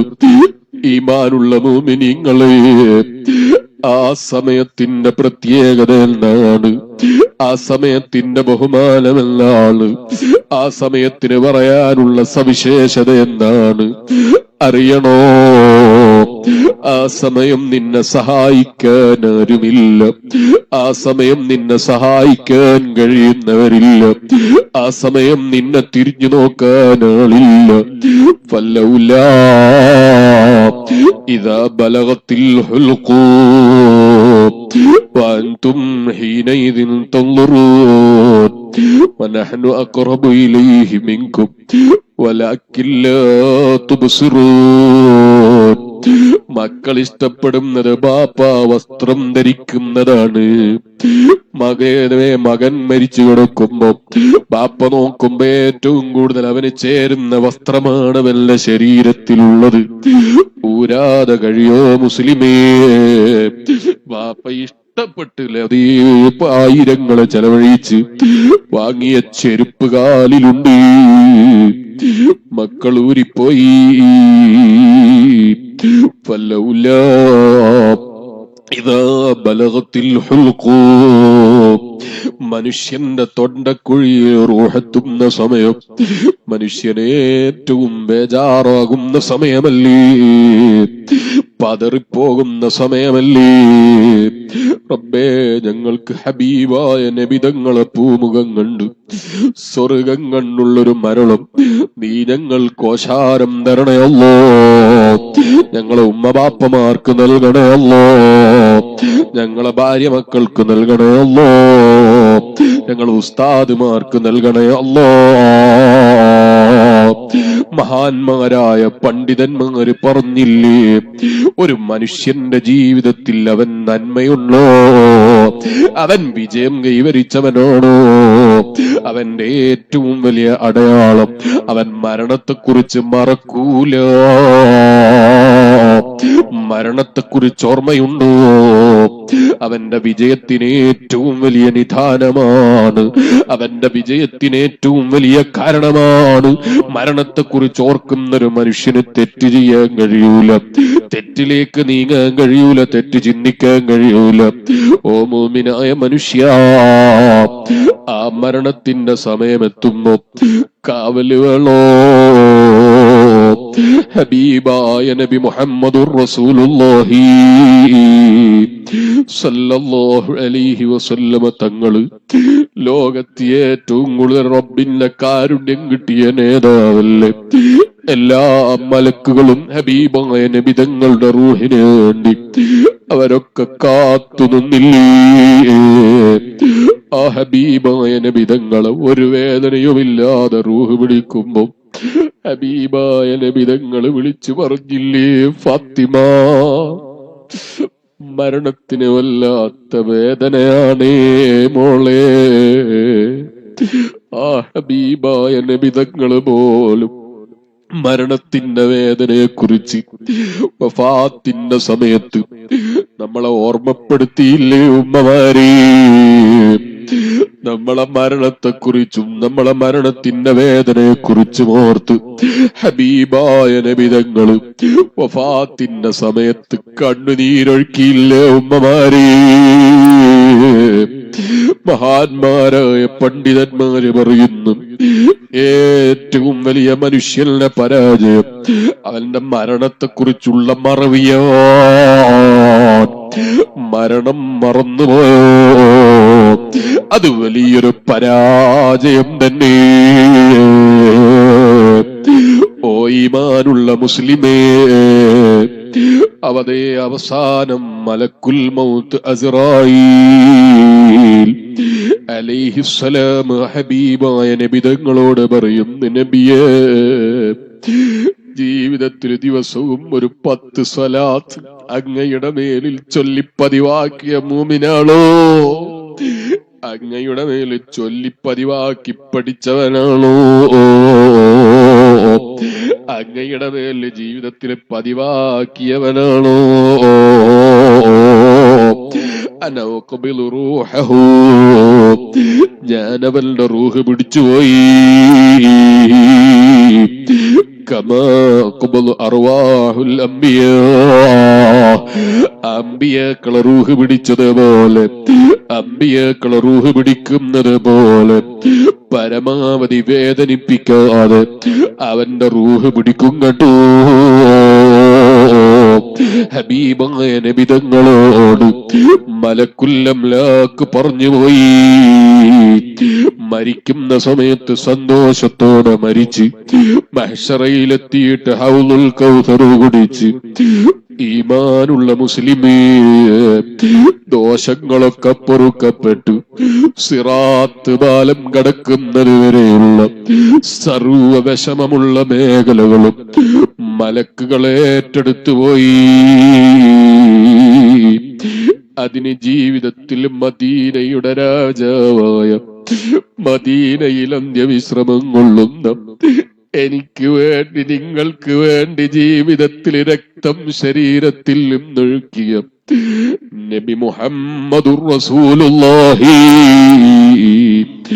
സ്വല്ലല്ലാഹു അലൈഹി വസല്ലമ തങ്ങളെ സ്നേഹിച്ച് ഒരു 10 100 അതിലേറെയോ സ്വലാത്ത് പതിവാക്കിക്കോ. അത് നമ്മളെ ജീവിതത്തിന്റെ നിദാനമാണ്, വിജയത്തിന്റെ വഴിയാണ്. അന റഫീഖുക ഫിൽ ജന്ന, ഞാൻ സ്വർഗത്തിലെ നിങ്ങളെ കൂട്ടുകാരനാകുമെന്ന് വരെ ഹബീബായ നബി തങ്ങൾ പഠിപ്പിച്ചു. റബ്ബേ, ആ സാലിഹീങ്ങളെ കൂട്ടത്തിൽ പാവപ്പെട്ട അടിമകളായ ഞങ്ങളെയും നീ പെടുത്തണേ അല്ലാഹ്. ഞങ്ങളെ ജീവിതത്തിൽ സംഭവിച്ചു പോയ ചെറുതോ വലുതോ ആയ തെറ്റുകളെ കാരണത്താൽ ഞങ്ങളെ നീ നരകത്തിലെ വിറകാക്കരുതേ അല്ലാഹ്. നീ ഞങ്ങൾക്ക് പുറത്ത് മാപ്പ് തരണേ അല്ലാഹ്. നീ ഞങ്ങൾക്ക് വിട്ടുവീഴ്ച ചെയ്തില്ലെങ്കിൽ ഞങ്ങൾക്ക് കൈ ഉയർത്താൻ മറ്റൊരിലാഹില്ല.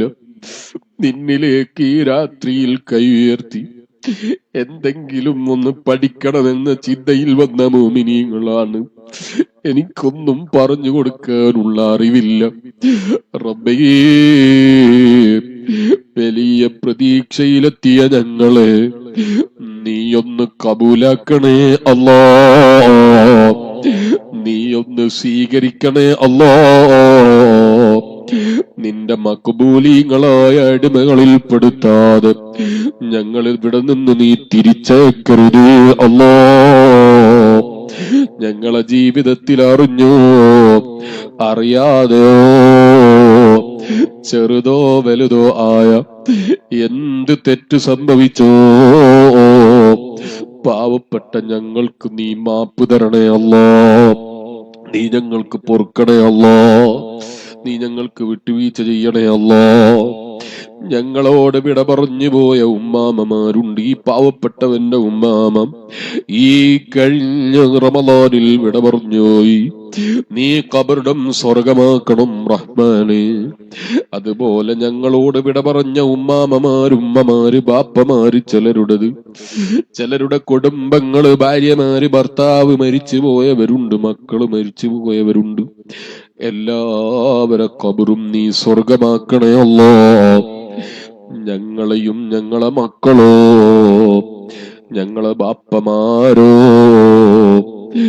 ഏതോ കരങ്ങളോ 6 അടി മണ്ണിൽ താഴ്ത്തി വെച്ച് മണ്ണിൽ നിന്ന് ജനിച്ച നിനക്ക് മണ്ണിലേക്ക് മടക്കമെന്ന് പറഞ്ഞു എല്ലാവരും തിരിച്ചു വരുന്നൊരു സമയം ഞങ്ങൾക്കുണ്ട്. ആ സമയം ഞങ്ങളെ ഖബറിൽ നീ സ്വർഗം തുറന്നു തരണേ അല്ലാ. റഹ്മത്തിന്റെ മലക്കുകളെ ഇറക്കണേ അല്ലാ. സ്വർഗം കാണിച്ച് സന്തോഷിപ്പിക്കണേ അല്ലാ. നിന്റെ ഭയാനകരമായ നരകം ഞങ്ങൾക്ക് താങ്ങാൻ കഴിയില്ല. ഞങ്ങളെ ഖബർ നീ നരകക്കൂടാക്കരുതല്ലോ. ഞങ്ങളെ ഉമ്മ ബാപ്പമാരും മാമമാരും പാപ്പമാര് ഭാര്യ മക്കള് കുടുംബങ്ങൾ ഉസ്താദുമാര് സ്നേഹിച്ച് വയലിന്റെ സദസ്സിൽ ഒരുമിച്ച് കൂടുന്ന ഒരു മോമിനീങ്ങളെ ഖബറും നീ നരകക്കൂടാക്കരുതല്ലോ.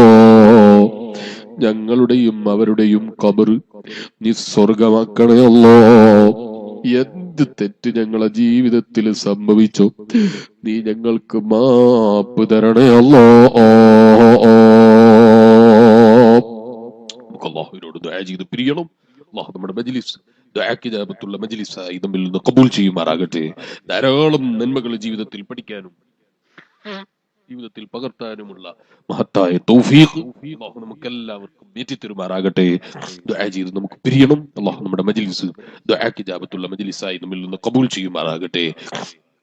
മരിച്ചുപോയ അലിഹാജിയുടെ പേരിൽ മക്കളും പേരമക്കളൊക്കെ കൂടിയാണ് ഈ സ്റ്റേജും പന്തലൊക്കെ സംഭാവന ചെയ്തത്. അല്ലാഹുവേ അവരുടെ ഖബറും നീ സ്വർഗമാക്കി കൊടുക്കണം റഹ്മാനെ.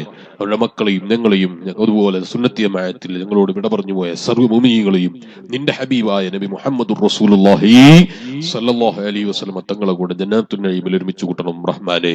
ഈ സ്ഥലത്തിന്റെ ഉടമ മരിച്ചുപോയ ബാപ്പക്കും ഉമ്മക്കും വേണ്ടി ദുആ ചെയ്യാൻ പറഞ്ഞു. അല്ലാഹുവേ അവരുടെ ഖബറും നീ സ്വർഗമാക്കി കൊടുക്കണം റഹ്മാനെ. ഖബറിൽ നീ സ്വർഗം തുറന്ന് സന്തോഷിപ്പിക്കണം റഹ്മാനെ. സ്വർഗത്തിൽ നീ സ്ഥലം അവർക്കും ഞങ്ങൾക്കും നീ തരണം റഹ്മാനെ. സന്താനങ്ങളില്ലാതെ ദുആ ചെയ്യാൻ പറഞ്ഞവരുണ്ട്. അല്ലാഹുവേ നീ ഖൈറായ മക്കളെ കൊടുക്കണം റഹ്മാനെ.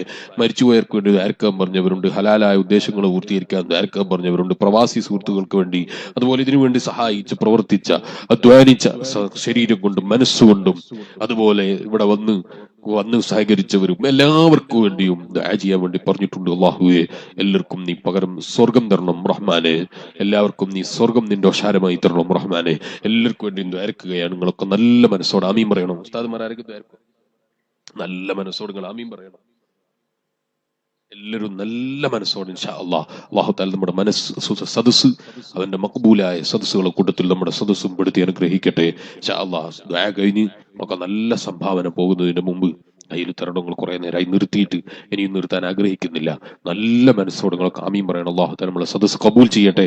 കൂടുതൽ ഒരു നീണ്ട ഒരു ദുആ നടത്തിയത് ഞാൻ ബുദ്ധിമുട്ടിക്കുന്നില്ല. ചെറിയൊരു ദുആ ഇൻഷാ അല്ലാഹ് നിങ്ങളെ മനസ്സുകൊണ്ട് നിങ്ങൾ നല്ല ആമീൻ കൊണ്ട് ഇൻഷാ അല്ലാഹ് മഖബൂലായി കിട്ടണം. അല്ലാഹു തആല നമ്മളെ സദസ്സുകളൊക്കെ കബൂലാക്കി തരട്ടെ. നല്ല മനസ്സോടെ ആമീൻ പറയണം. അള്ളാഹുവാണ് നമ്മുടെ സദസ്സ് കബൂൽ ചെയ്യേണ്ടത്. അതിന് അള്ളാഹുവിലേക്ക് മനസ്സ് തിരിച്ച് ഇൻഷാ അള്ളാഹ് ചെറിയൊരു ദുആ നടത്തി നമുക്ക് പിരിയാം ഇൻഷാ അള്ളാഹ്. അള്ളാഹു തആല തൗഫീഖ് ചെയ്യട്ടെ. കുറ്റ്യാടി സിറാജുൽ ഹുദ എന്ന സ്ഥാപനം ഞാൻ നിങ്ങൾക്ക് പരിചയപ്പെടുത്തി തരേണ്ടതില്ല. നമ്മളൊക്കെ സിറാജുൽ ഹുദയിൽ വന്നവരായിരിക്കും. വരാത്തവരാണെങ്കിൽ എല്ലാവരെയും സിറാജുൽ ഹുദയിലേക്ക് ക്ഷണിക്കുന്നു. എല്ലാവരും വരണം.